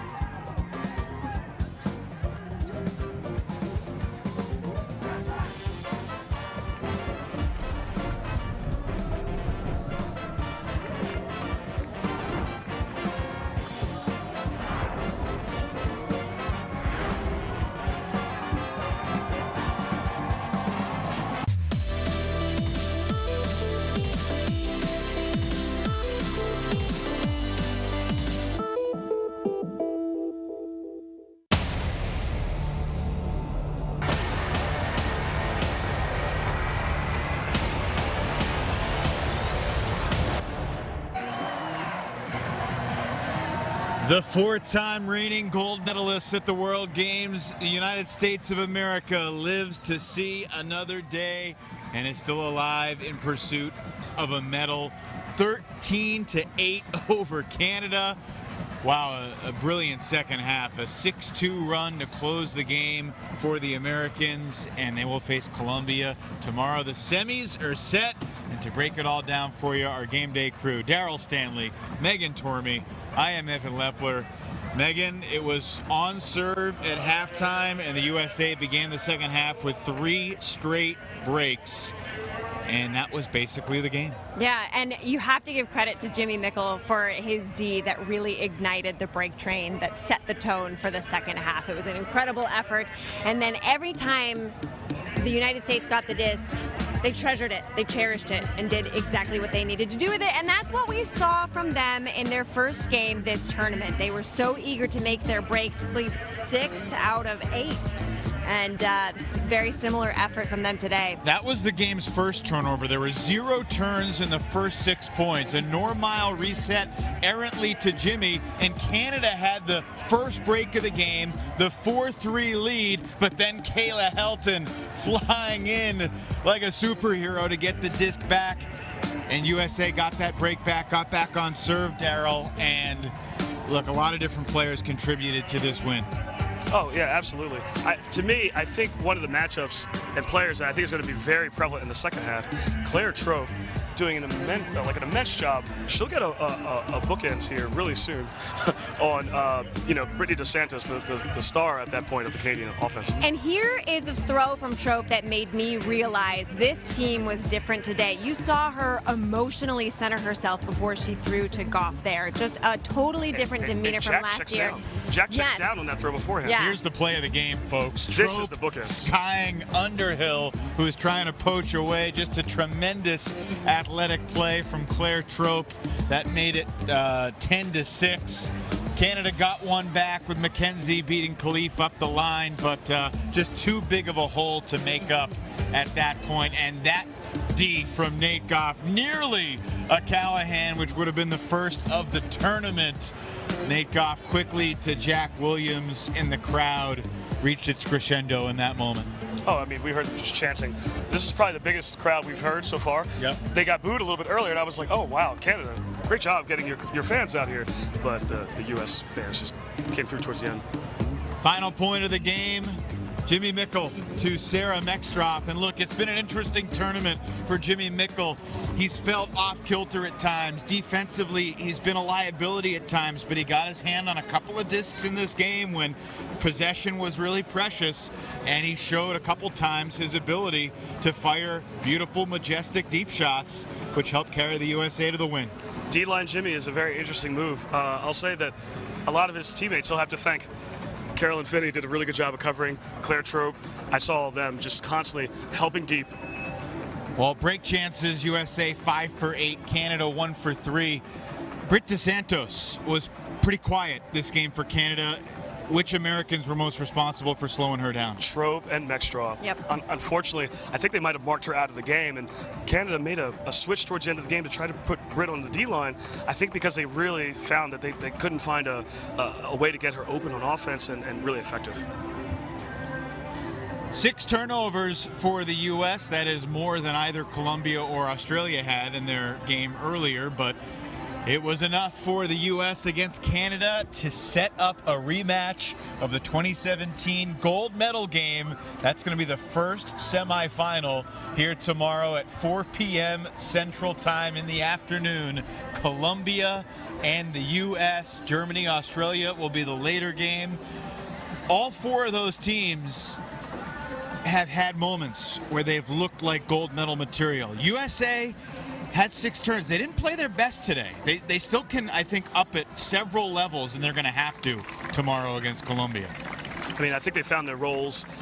Honestly, they just showed that there's the best maybe individual defense available on the U.S. roster, even though I think that the Germans have shown the best overall team defense. So at least the U.S. has now got a calling card that they can say, hey, maybe we're the best at the tournament at something.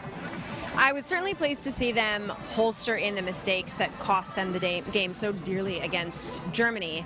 You know, it will be interesting to see what the coaching staff comes up with, because they are going to have a late night to game plan against Colombia again tonight. I mean, obviously, it was do or die time against Canada, but this Colombian squad may be their toughest challenge yet, which is crazy to say considering their game against Germany. We've asked a lot of questions about the